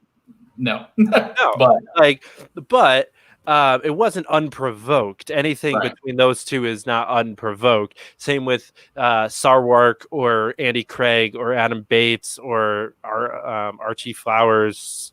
Anyone on that side, like that's not unprovoked. It's Right. being a dick, sure, but let's. And there's so much bad blood in history and drama that you can't keep up with it. So trying to play referee in some of these arguments has been a nightmare because you don't know what you're walking into when you come in and be like, all right, guys, now let's try to play nice. Yeah. Yeah, I mean, the thing is, like, we're not trying to make the Mises Caucus the Libertarian Party, and we're not trying to make Dave the face of the movement. We're just willing to work with him, and we get along with him. And other people are, like, disassociating from us. They don't want to have anything to do with us. It's like, we're not promoting Dave as the savior of the liberty movement. Like, we want it's weird.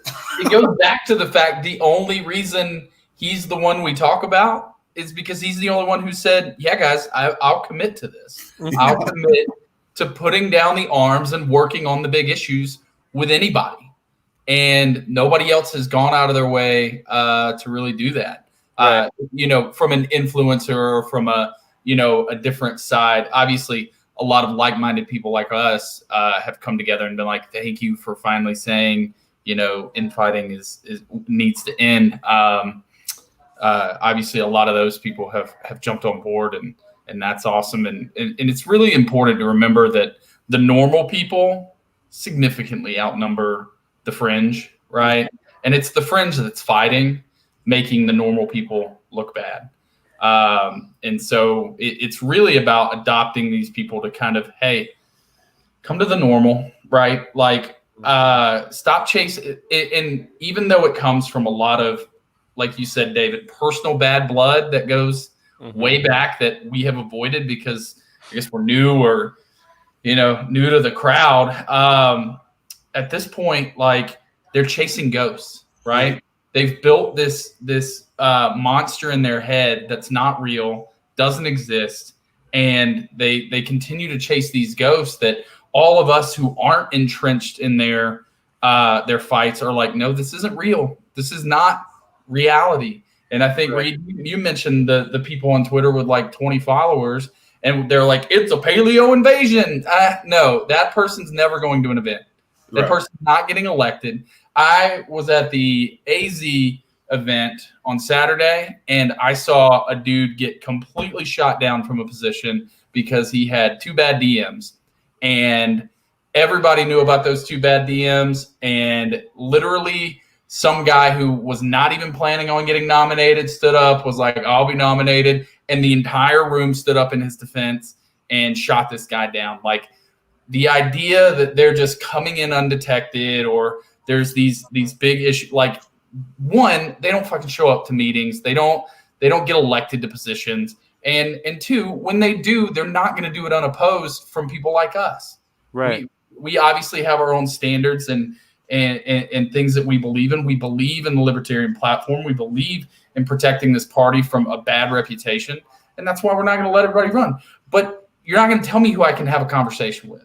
Mm-hmm. You're not going to tell me who I'm allowed to, socialize with or try and win over and persuade to my side. That's silly. Right. Why would you limit who you can and can't market to? I said earlier this week that there's one surefire way to lose an election, and that's to insult your opponent's entire voting base. And there's one surefire to lose just about anything, and it's to and we're seeing that constantly in this infighting. It's like, oh, the entire Mises caucus is blank, or even before that, we're talking the entire LP is blank. All of those statements are untrue.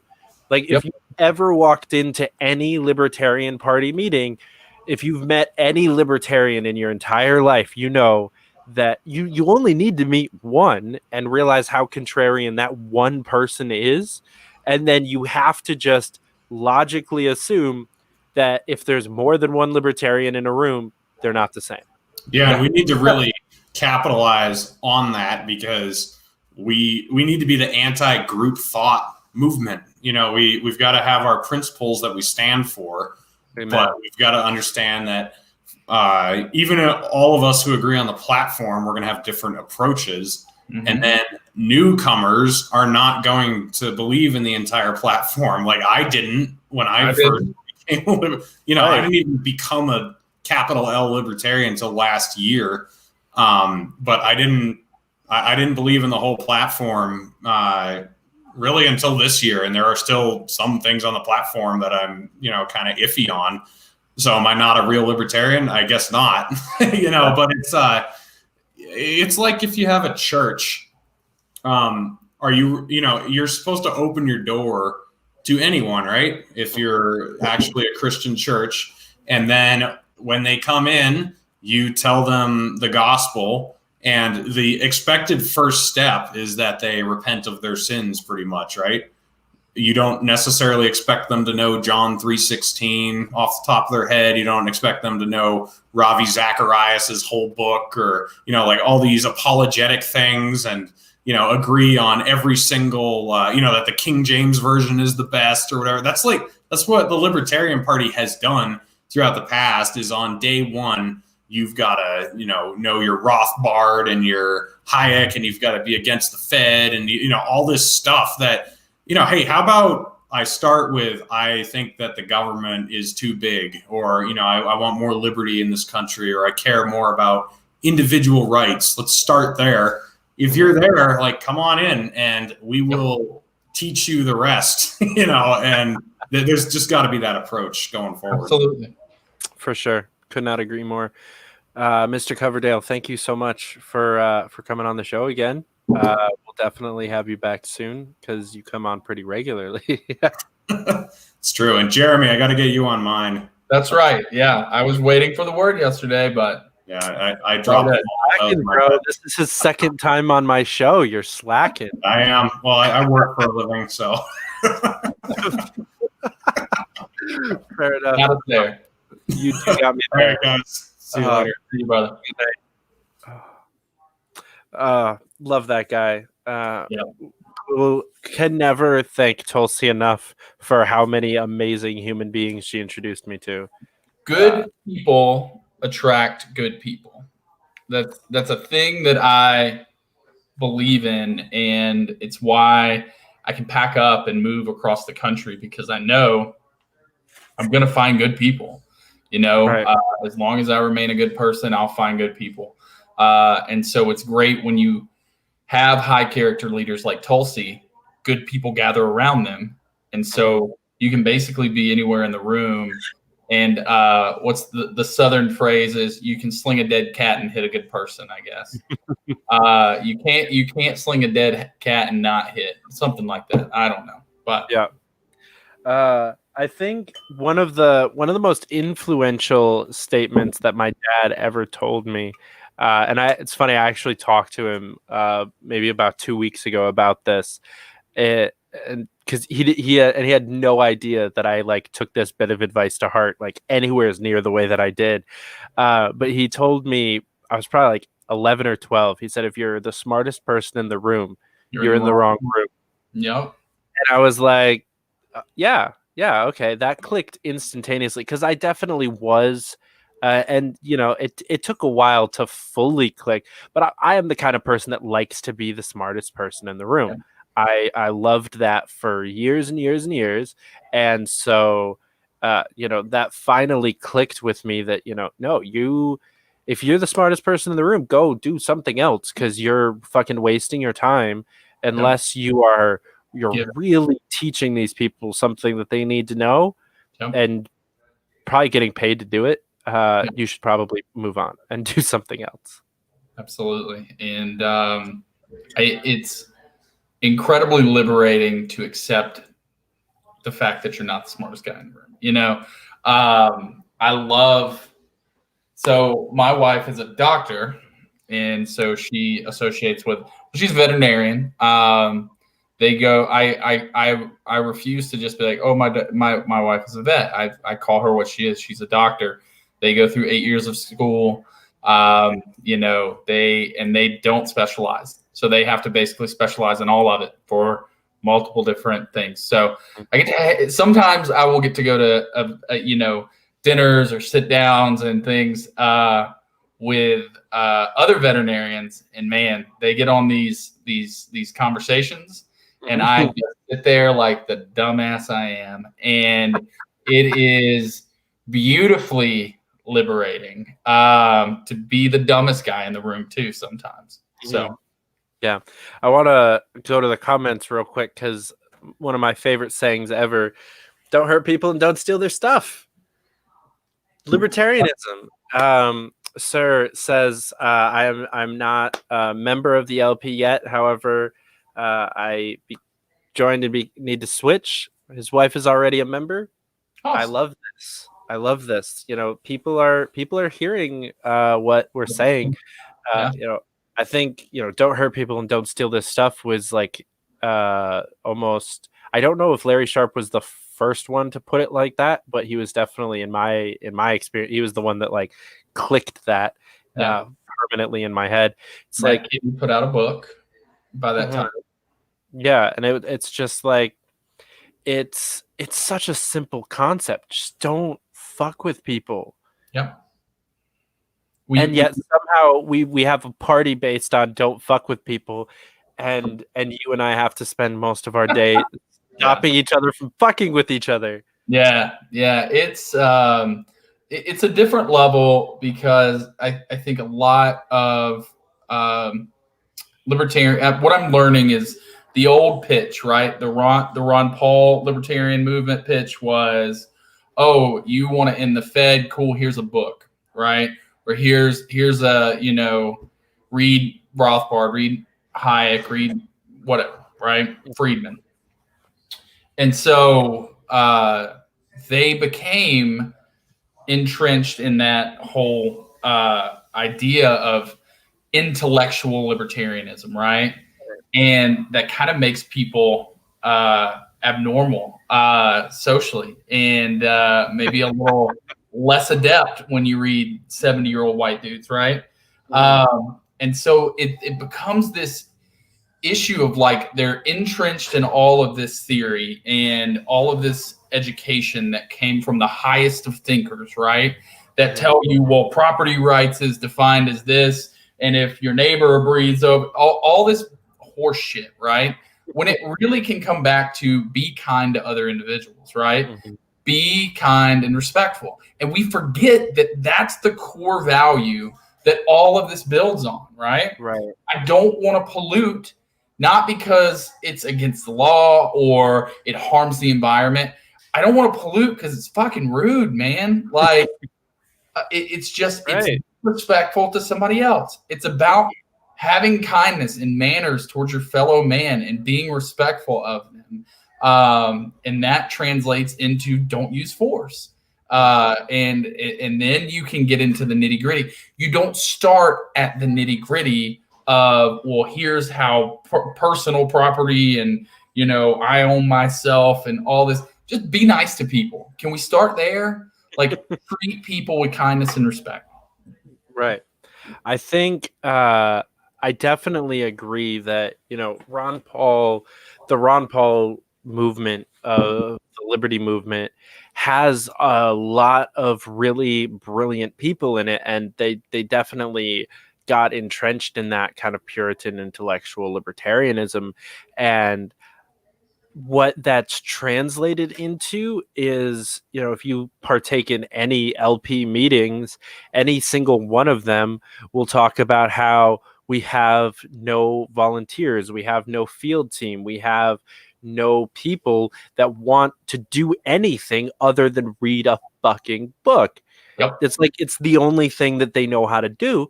Yeah. And that's great. We desperately need more people like that in the liberty movement too. We need more policy wonks. Like every campaign I've been on is desperate for a field team, but we're also short on policy team. Like we need people.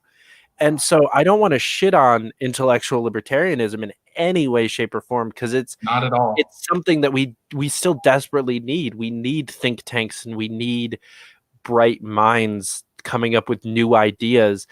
I'd like for it to be a little bit more in the public square and a little bit less in mom's basement. Yeah. But we need those people. But we also desperately need the kind of people that Tulsi Gabbard brought out that I don't want to say that did march through a fucking snowstorm for her on multiple occasions. You know, I knocked doors in 10-15 degree weather for hours in northern New Hampshire in the middle of January and December, like, because I was inspired. Yeah. And we need to bring in people like that, candidates like Spike Cohen and Vermin Supreme, and I think even Justin Amash and Larry Sharp. People like that bring in hungry, fired up individuals that want to do something, not just read books. Absolutely. And look, don't in any, I don't want to portray in any way that like I'm against the intellectual side of it. I'm Right. not. They are who give me the 5-minute snippets that I can digest and be okay. Yeah, I'm good. All right, we're good. Yeah. But you bring up a huge point, and I think it's this. Those people are out there. Those people exist, and what is the issue is they bump into these intellectuals before they get the opportunity to just run, right? These are people that are like me. They're stupid, but they're enthusiastic, right? And they run into the intellectuals and they go, oh, maybe this isn't the place for me. They were kind of mean to me. They made me feel pretty uncomfortable with saying I should be able to sell my forearm if I'm poor for profit because I own myself. You know, I don't know if I really want to be involved with these people. But what's wild is the weird intellectuals saying that they're not there either. And so that's why you get this gap of people who managed to sift their way through the nonsense. And there's only a few of us. We need to reach back through the nonsense and start grabbing those people and pulling them through before the nonsense gets a hold of them. Yeah. And I mentioned earlier, you know, we're trying to solve a little bit of that problem here at Fight for Liberty with our volunteer placement program. Thought it was an awesome idea. You said something that made a ton of sense. An Indeed for volunteers. I would very, very, very much love, and you know, I mentioned earlier in the show about a couple of developers in the LP.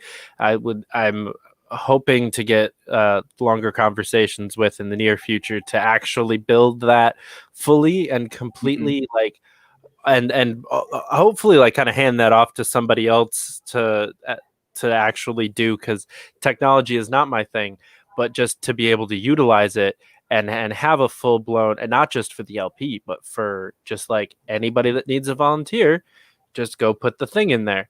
One of the most we have an exciting special guest tomorrow in our Liberty Unity Coalition meeting that I think will be able to help you with that. I hope so as well. Yeah, he's a genius. Yeah. So I very much hope to see that happen. But I would love to see this be a widespread thing that helps everyone. You know, as we're talking a little bit earlier with Zach about the fact that we need liberty based things that people outside the liberty movement use online and in real life. So if this is, and I believe this to be an issue that would prove libertarian ideals to be valid, because if we can say no, there's people out here, there's libertarians that spent their time and made it their life to make sure that volunteers could find nonprofits where their skills were usable and then go out and save people's lives and help people and make the world a better place actively every single day. That's libertarianism in a nutshell. And if we can go out and actually make that happen, that would be awesome. Because I think a huge issue, not just within the LP, but just the nonprofit sector as a whole, the volunteer community, is that every job that you can sign up for is either like a one-off random weird weekend event thing, like a canned food drive or a canvassing event, or it's like a full-time fucking job. Yeah. And there is very, very little in between. And there's a huge need for people in between. And there's just a bad way of communicating that. And so I think there's an organization that started in New York City called Rescuing Leftover Cuisine that did an amazing job at solving part of this problem by taking up a very, I don't like using the phrase like the Uber of something, but a very like Uber-esque mindset. Not as easy to just like start work, stop work. That's the part that I didn't like. But what it was you would sign up for a rescue, and that was going to either a school or restaurant or grocery store or something like that, and picking up the leftover food that they couldn't legally sell, and then taking it to a homeless shelter. It takes between a half an hour to an hour, depending on the distance between those two. But they're pretty accurately gauged on the website. It actually usually estimated an extra 15 minutes or so. So you were almost always done by the time that you were scheduled to be done by. And you could schedule it over your lunch break. You could schedule it. Literally, I worked with people that would do it on their way home. They would like still be in their work outfit, and they would take a train halfway home, get out, go do this rescue, and that rescue would be kind of walking this food a little bit closer to their home, and then they would hop back on a different train and go home. And we were able to feed literally millions of people with an hour of someone's time here and there. Yeah. And I would absolutely love to see more organizations and charities and nonprofits and campaigns utilize a similar structure where some people only have an hour on a random Tuesday to help out. Let's give them something to do for that hour, because we need people. We need that hour desperately. So I've only shared this idea with Elaine because she is my go-to for like, how is this going to get me in trouble? Like, how is this idea going to cause problems that I'm going to like?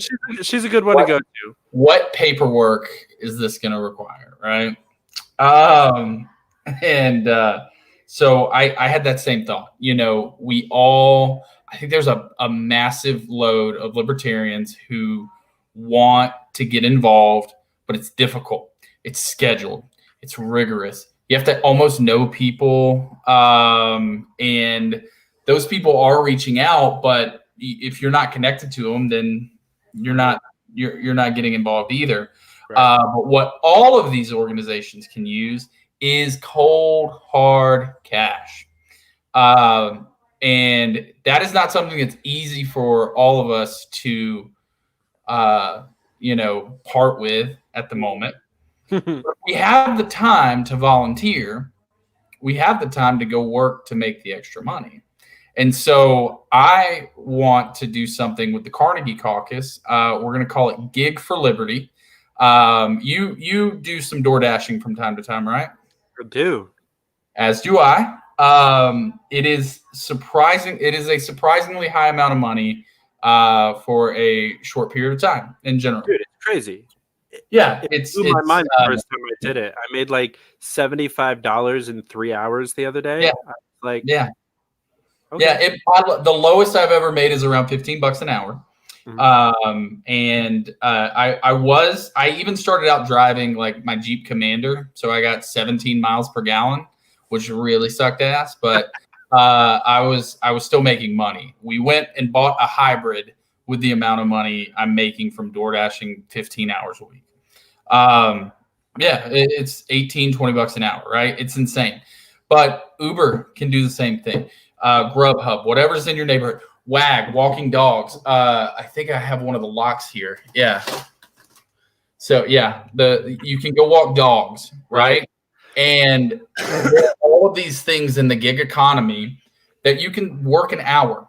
And what I want to promote is Gig 4, the number 4, Liberty. Put in 4 hours a month working at that and give the money to your favorite cause, your favorite Libertarian caucus. Give it to the national party, give it to the state party, to give it to the county party. If we get 1,000 people to do $50 a month, they fall under the limit where they even have to file it as income. So it's $600 a year. Last I checked, it was $600 a year. But now you got, 100, 500, 1,000 people giving $600 a year. That's a lot of money. That can do a lot of good. And you do it on your schedule. And those places and organizations and party and whatever it may be can take that money and put it to the causes that you believe in, even if you can't find the time to do it.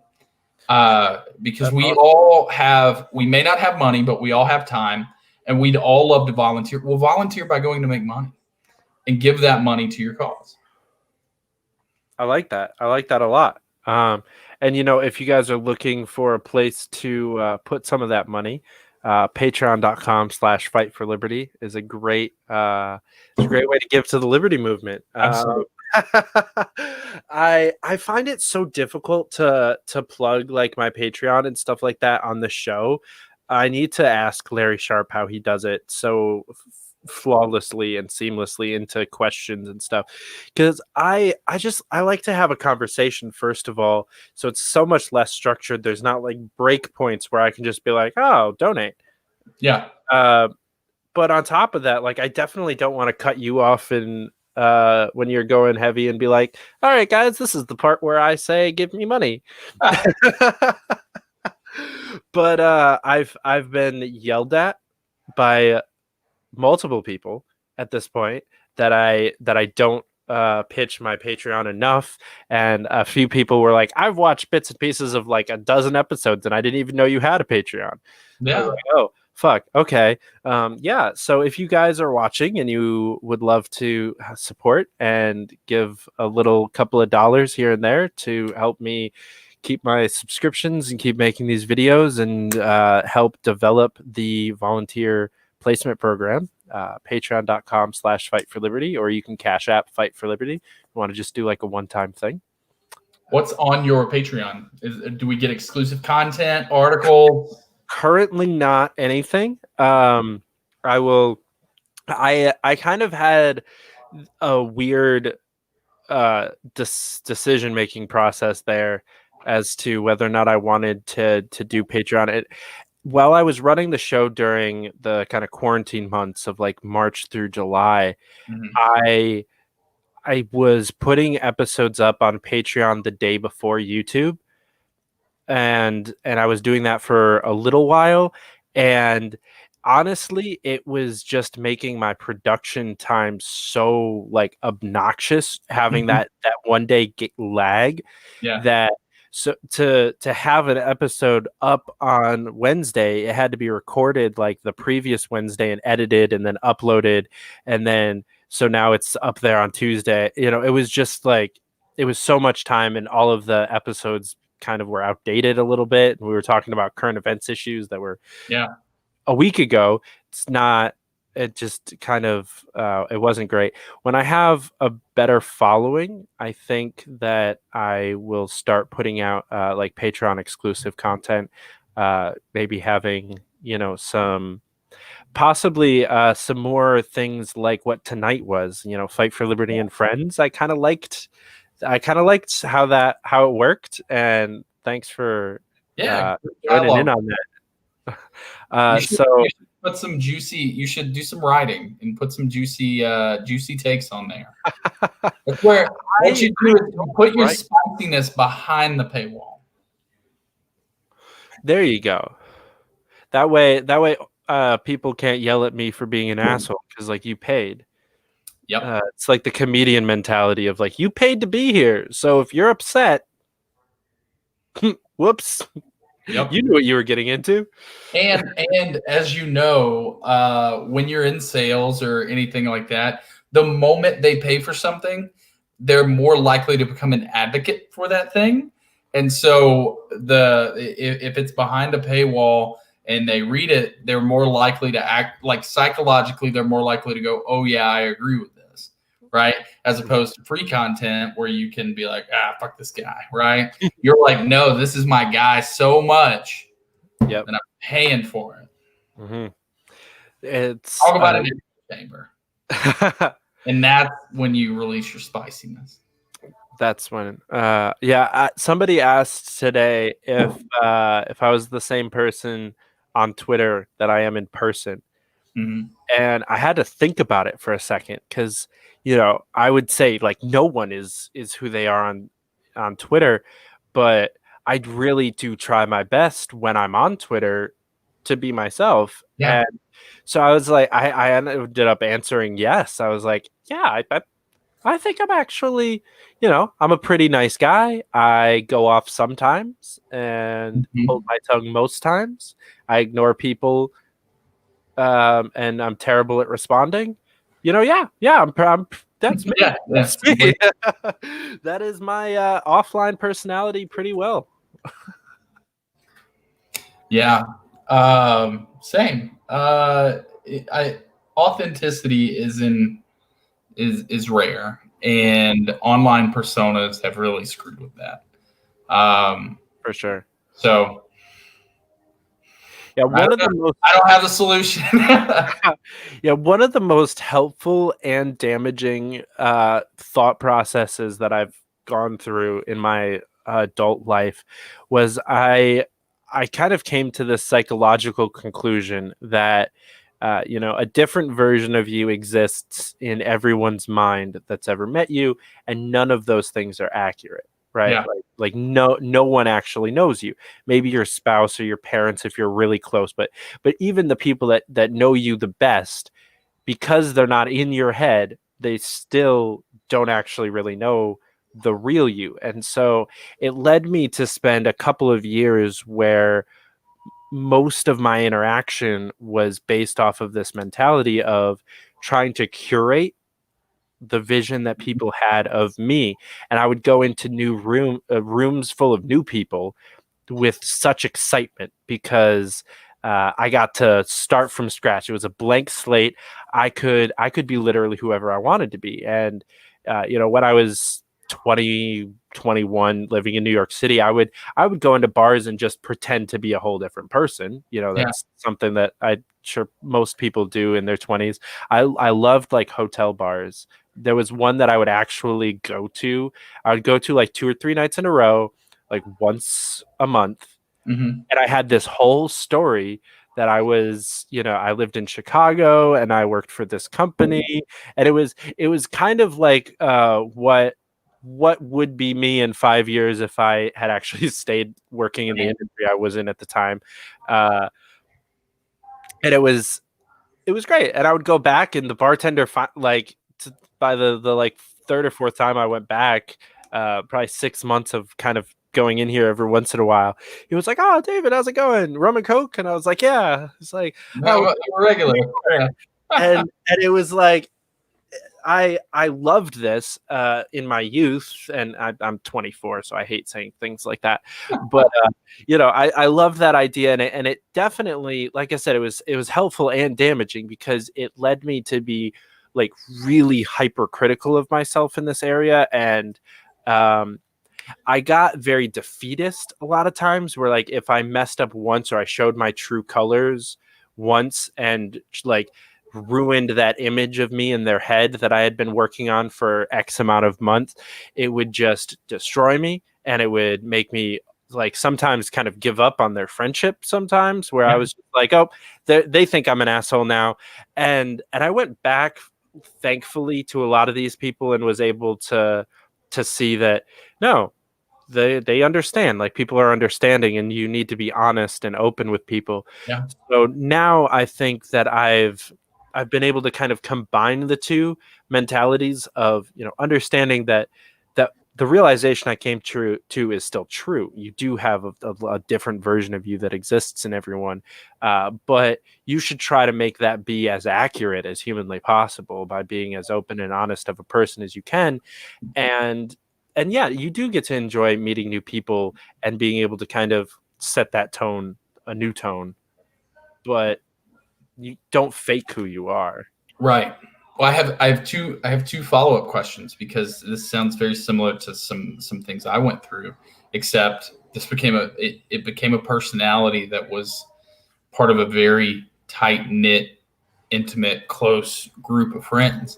So my first question is, did you ever print fake business cards? I never went that far. No. Um, Simple. Not that I've ever done it, but business cards are very effective. It's a very easy way to put your phone. This is for any of the gentlemen listening out there who are still single. Print business cards. It's a great way to have your name. You look important, right? It's cool. Hey, here's my number. Shoot me a call sometime or text, whatever, right? so during It's how I got my wife. Smooth as butter. during the time that I was doing this, I was working with Amway, so I had business cards that said the Fite Group because all Amway businesses are super like generic. Yep. So I didn't need to print fake ones because I could just use. I could say You had your own. Yeah. whatever So you didn't print fake ones, but you utilized the real ones. Nice. Yeah. Boy. All right, good. So the second question I have is, were you struggling with depression as you kind of had this second persona? A little bit. It was part of coming out of a long period of depression. I started to crack that probably like early 2019, and that was actually when I kind of went hard into the first one in a slightly positive way, but also super detrimental, where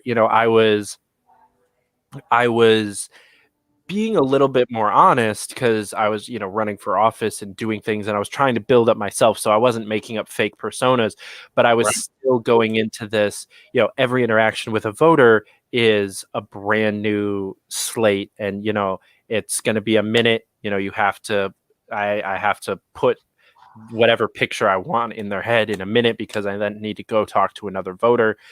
And utilizing my talents for good, I'd say, is what started to bring me out of that depression.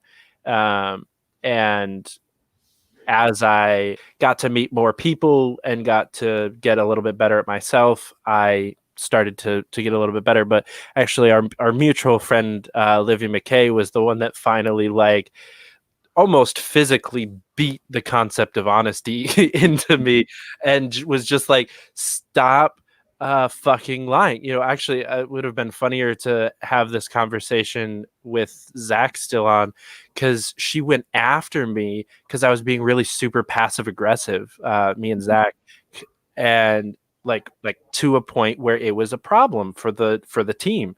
And she was really going into me like, when you have a problem, you need to say it. You can't just be the nice guy, and you can't just try to make the version of you that exists in people's head as nice as possible, because it's not you. You have issues. People get mad at things. If Zach pissed you off, tell him. Yep. And finally that clicked, and him and I were able to kind of work out some of our issues and just have, a better, more honest relationship for the last couple weeks that we were both in Colorado. Yeah.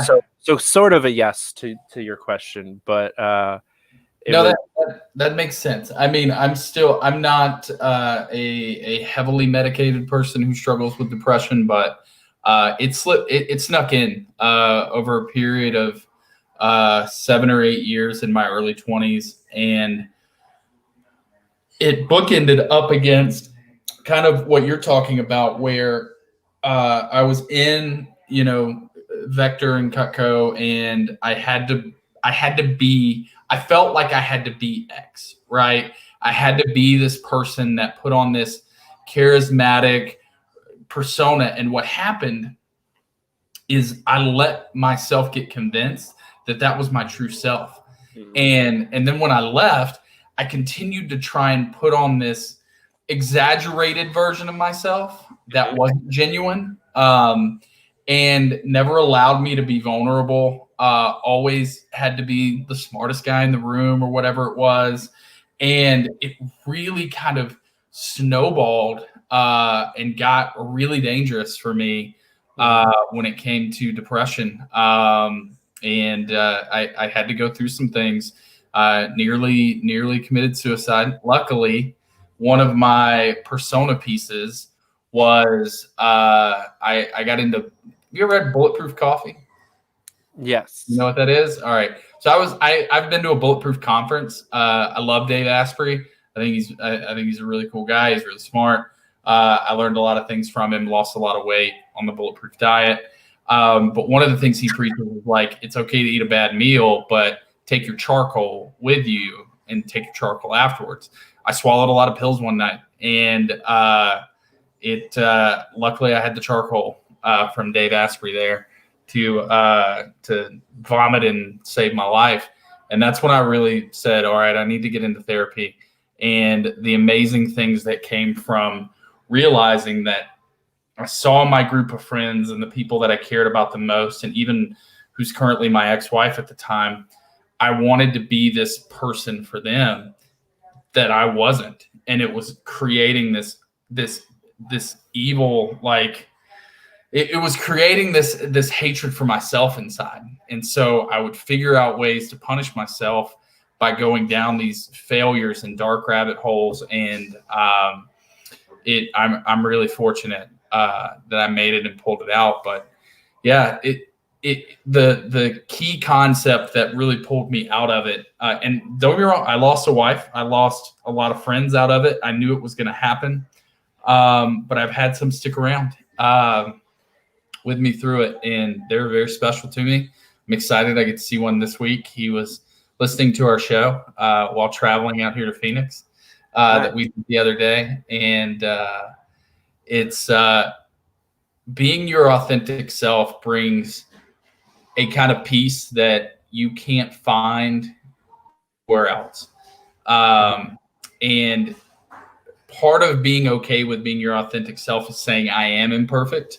And that I think is what's so detrimental about these puritist cultures, whether it be the woke left or, the alt-right, or even the purity test libertarians who are like, it's not okay to be imperfect. And I'm here to tell you, it is absolutely okay to be imperfect where you're at. It's okay to hold bad beliefs. It's okay to struggle internally with who you really are, but you won't find peace until you are authentic. Yeah. Because then when you're authentic and you realize, okay, I am imperfect, that gives you the peace to go, okay, tell me what, like to approach somebody and say, hey, tell me why you believe what you believe. Why? Because now it's not about being right. It's about understanding another person the way what's interesting is when you seek to understand another person, there's a reciprocity. That's the word. There's a reciprocity concept in psychology where if you do a good deed for somebody, they feel obligated to do a good deed for you. So if you take time to be interested in another person, they become interested in you. And the most important thing is to give one another grace and being imperfect in that. And you can only do that when you take self-ownership, be authentic, and say, I am imperfect. And that's okay because I'm on a journey. Yeah. We're always on that journey. Yeah, I think the most detrimental part of that mentality of all the little me's that exist in other people's head was I spent 100% of my time focused on the me's that existed elsewhere, and absolutely 0% of the time focused on actually making me that person. Absolutely. So, you were talking about in sales that was a huge part of it. I was trying to be outgoing and charismatic, like you said, and I was, even when I started up this show, or running for office, I was just trying to be this person. And on the show, it was very easy to be like, all right, when you turn the camera on, you become charismatic. And it wasn't working for me. And I wasn't as charismatic as I wanted to be on the show. And I felt like some of the content was dry. And I felt like sometimes I was dry. And I was like, I really care about this topic. Why can't I deliver correctly? But I figured out it's because it's not who I am. Like, I need to make myself a more charismatic person. I need to be more outgoing in myself. Then all the little me's in other people's heads will automatically think that those little me's will be charismatic because I'm charismatic. And it's so much easier to do it that way than to try to like, oh, this is the person that thinks I'm charismatic, so I have to be charismatic when I'm around them. But this person knows the real me, so I can be a downer when I'm around them. It's no, you're a charismatic person that can sometimes be a downer. Express that, and it's so much easier. It's easier. There is a piece that comes to it, and what you find is, like I mentioned earlier, good people find good people. When you're your authentic self, you're gonna attract that same energy in other people who are then accepting of your authentic self, right? And you can only be your authentic self when you accept others as their authentic self, and that can really change the entire paradigm. But you said something that I want to highlight, and that is that when we talk about things like I want to be charismatic, that's a skill. Okay, it is like it is the same thing as learning how to be a doctor, how to be an engineer. It's a skill.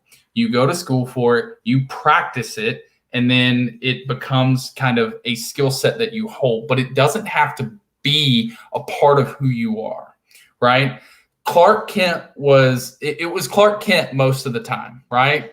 It was Superman a real small period of time, but he had that ability to, when he put on the took off the glasses and put on the suit, he became Superman, and he held that skill set.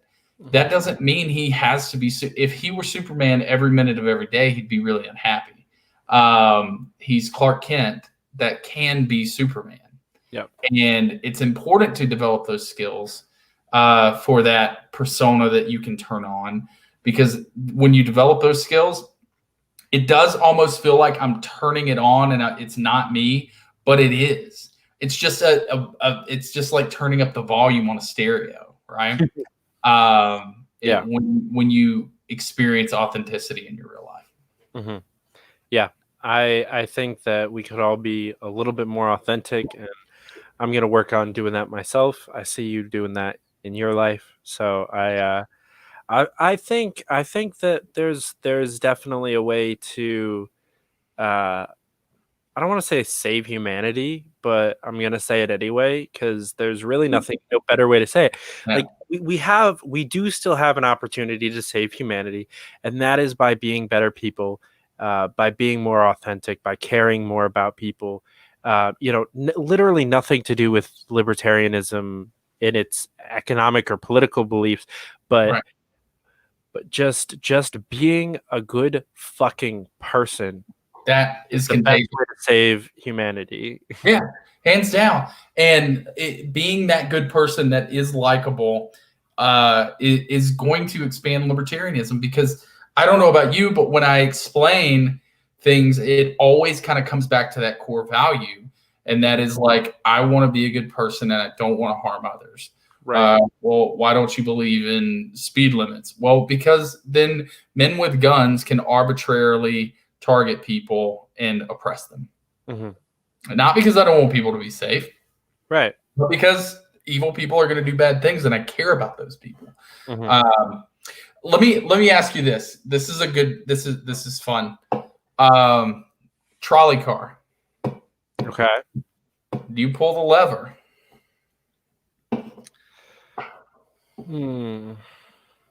And just like the generic, I don't know anyone. Most generic, you don't know anyone, right? Like 5 strangers on one track, 1 stranger on the other track. It's barreling towards the 5. Do you pull the lever? Yeah. Interesting. I'd love to hear why. I definitely I see myself as the kind of person that if I was put in a situation like that, I would look at it like, all right, I am the only way that these 5 people are going to survive. I was put here to make this decision, and I have to make it and live with it.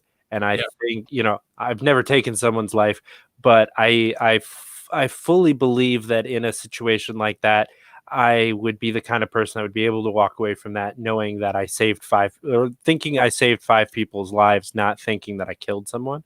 Interesting. But I mean, I'll definitely always, if I fucking meet the other person's family afterwards and find out their life story, do the it best, would fuck right? me up pretty solidly. It fucked me up too. And it even for a while turned me off entirely to utilitarianism, which is kind of like, hey, given the outcomes when they're clear, do you choose and the reason it's a really poor illustration of utilitarian arguments is that I don't see human life as anything that can be measured or equitable, right? So I don't see 5 versus 1. I see infinite versus infinite, right? Because how do you measure the value of an individual's life? I think it's impossible because, like you said, do I know them or not? Well, why would that change the out? There's still 5 over here and 1 over here, right? And so that one person has family and to them, they're more important than those 5. And so I can't put a binary or value on a life. Every life is infinite. And when I look at it now, if I'm in the situation, I can't sit here and say that this is what I would do, that I'd let the trolley car run over 5 people. But from a theological standpoint, I've made a lot of my choices in life saying each life is infinitely valuable. So for gun rights, if it costs one, female living in the inner city alone, her life because she was too young to buy a gun, yet 30 kids die in a school shooting, those are equal to me, right? Because her life is precious too. Her life holds immense and infinite value too. And who am I to say that her one life is less valuable than those, that group? And so I try to apply that in how I treat people too. You know, don't treat them as just one person. Treat them as this is infinite people. This is the same. Me giving this one person a chance, or my time, or my money, or my value is equal to if I was standing on a stage influencing 1 million people. Right, that one is equal. Because life is infinite. I don't know. That's always it's always a fun one to discuss. But I think you make a good point, and you're the first person in a while that's made me think. If I'm actually in that situation, I might try to feel like the hero, and I would feel like I saved 5 rather than killed 1. That makes a lot of sense in the moment. Don't get me wrong. I definitely have a hero complex that I've been working through. I almost specifically working on that area of my psyche over the last couple of weeks. Psychedelics have been helpful with that because it is very difficult to trip and think of yourself in like any kind of a fucked up high way, because like, no, you are a speck of dust, and you are the universe at the same time, but everyone else is also the universe, and you are like, there you get into some of that, and it is very difficult to look at life the same way. And I feel like I don't understand people that have done a bunch of drugs and are still shitty people, because I find it very difficult to trip or be high and be a bad person. Being stoned makes me a better human, because everything is a little bit funnier, everything tastes a little bit better, hugs feel a little bit better, just life is just a little bit better. And so I try to make everyone else's life a little bit better, and I hope that I do that when I'm high, and interact with my family, and I like to think that I make it a little bit more fun, because I'm the only person that's not sober, and I'm having a good time, and I like to try to make the people around me have a good time. And it floors me that people can go through those same experiences especially with psychedelics, and not come out of it like just a wholly different human. Yeah. I think the only grace I can possibly give to them to explain that. Now, I say this as somebody who's never, smoked the wacky tobacco or partook in any psychedelics, right? So I'm not speaking from experience here, but sometimes people get a jaded worldview of others because they've been treated shittily, right? And that's why it's important not to be that influence to them, because they may be anybody that you come across may be at that corner, right? That they're about to turn. And if you are just an asshole to them in some way, shape, form, or fashion, you can completely change somebody's trajectory. And that's why it's incredibly important to approach life with an air and a tone and a pursuit of how do I add value rather than extract from this system, right? How do I give rather than take? Mm-hmm. And when even something as simple as like today, I was at Walmart, and this couple, clearly with a child, was a bit overwhelmed, and I was pulling into a parking spot, and he kind of ran, and they obviously panicked, thinking I was going to hit him.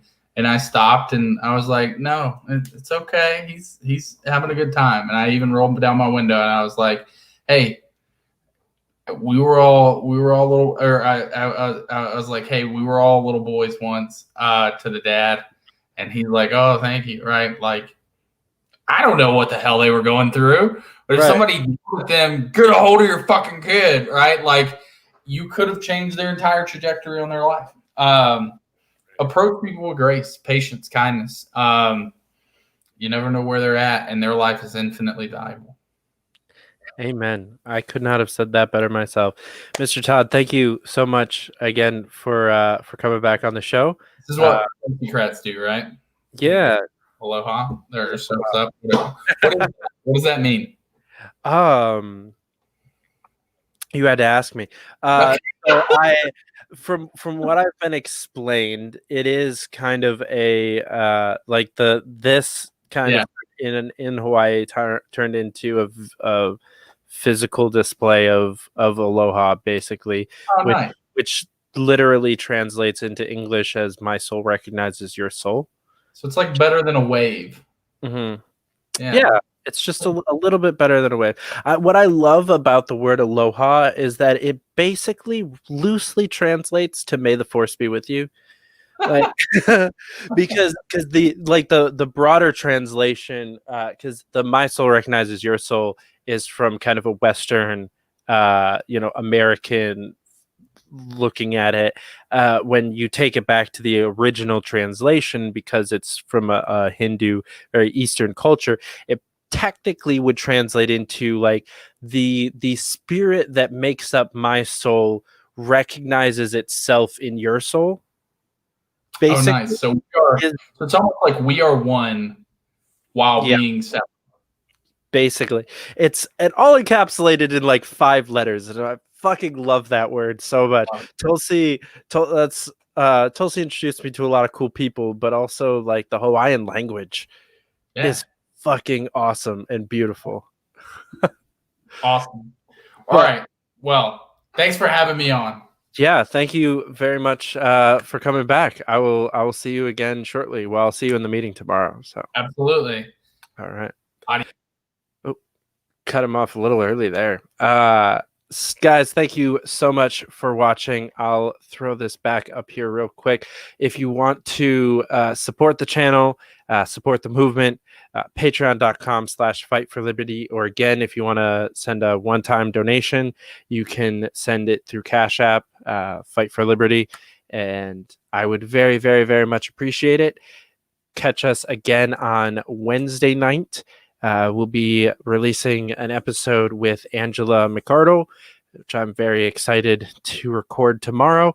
And then again on Friday night, we'll be having the Liberty Ladies special that I mentioned earlier. It's going to be a great time. I hope to see you guys all there. But until then, keep up the fight.